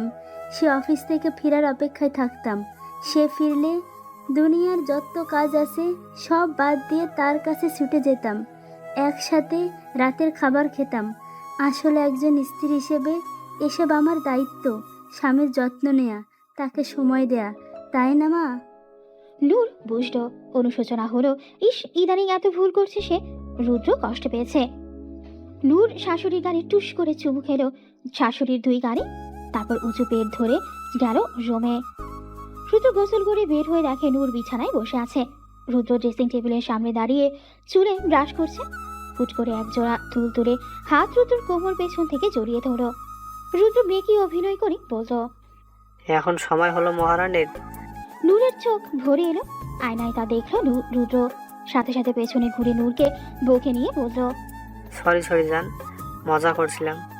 নূর কাঁদতে কাঁদতেই বলল, কিভাবে আমার মতো একটা মানসিকভাবে অসুস্থ মেয়েকে সহ্য করছো রুদ্র? আমি তো নিজেই বিরক্ত আমার এসব আচরণে। রুদ্র ঠান্ডা কণ্ঠে বলল, তুমি আমার বেঁচে থাকার কারণ নূর, তোমার সাথে থাকতে এই কারণটাই যথেষ্ট নয়? প্রাপ্তির হাসি হাসলো নূর, বলল, ভালোবাসি। রুদ্র নূরের চোখের দিকে তাকিয়ে বলল, আমিও ভালোবাসি।